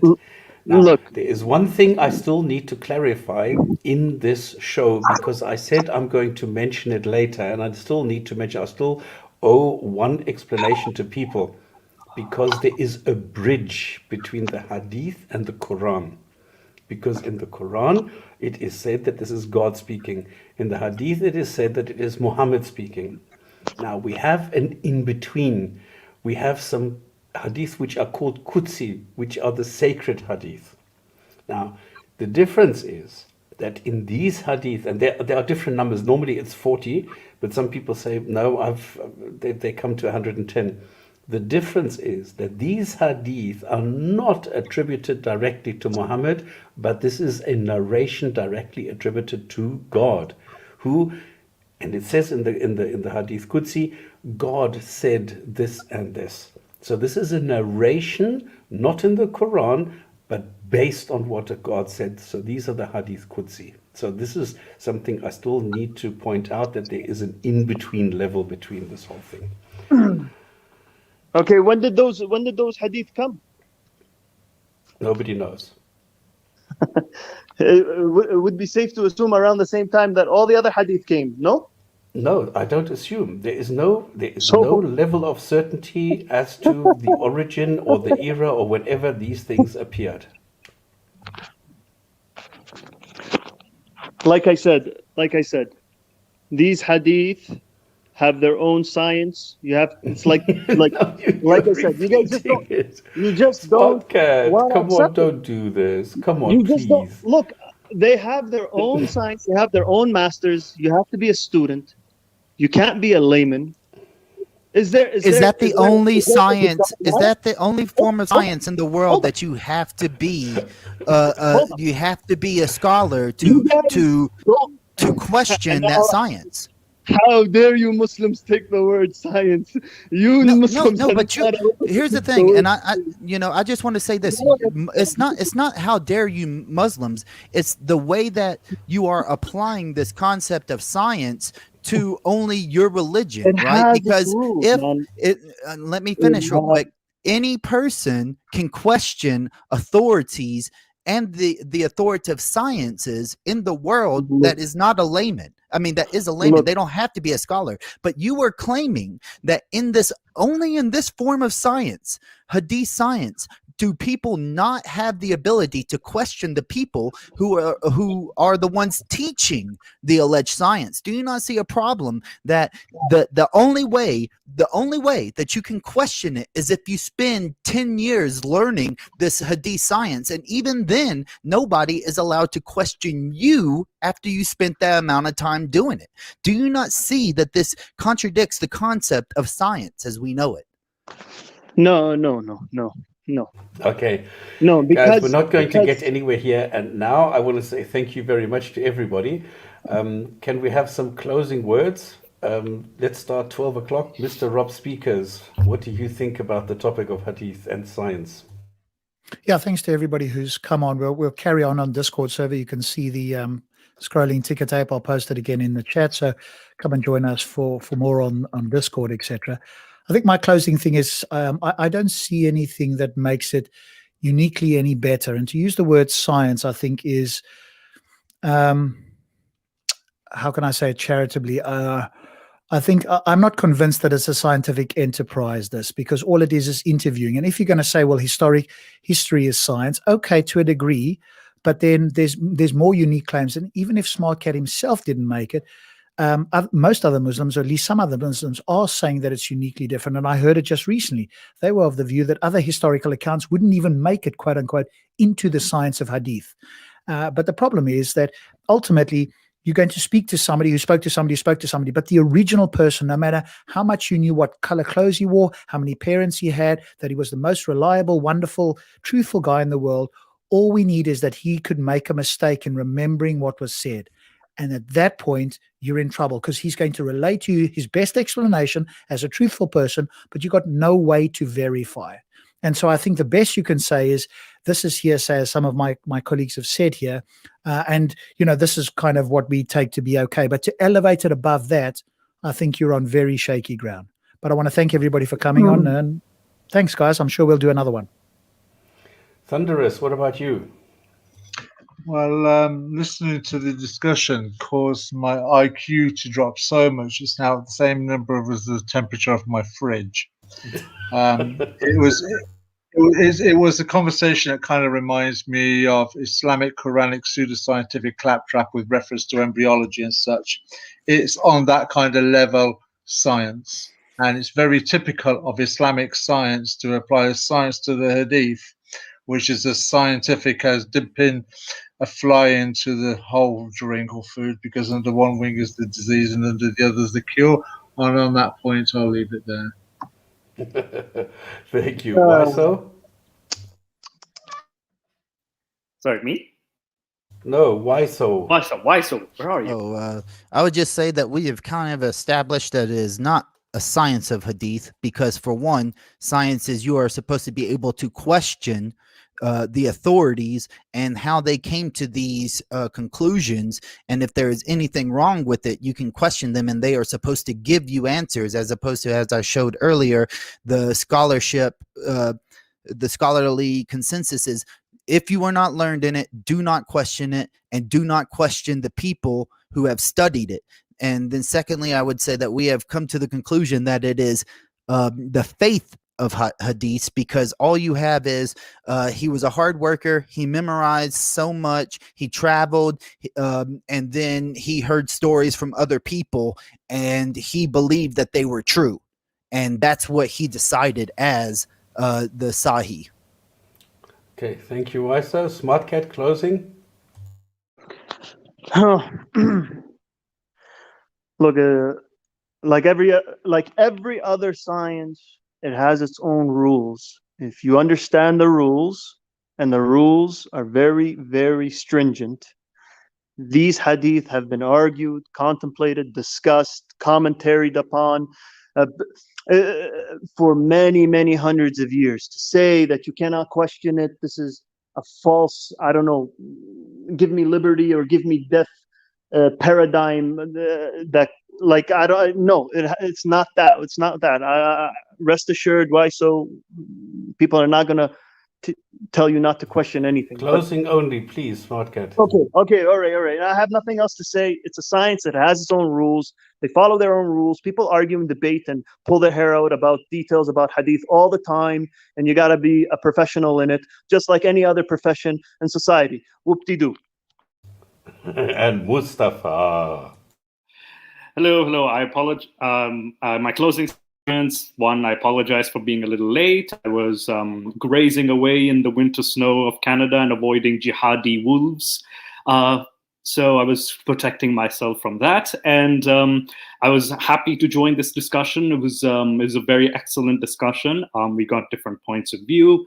I also learned, like, there are more categories aside from Sahih and Zaif and all these categories. So yes, stops if you have the file. I could love to look at that. And Why So Religious, thank you so much for presenting this new knowledge. This is something I learned a lot today.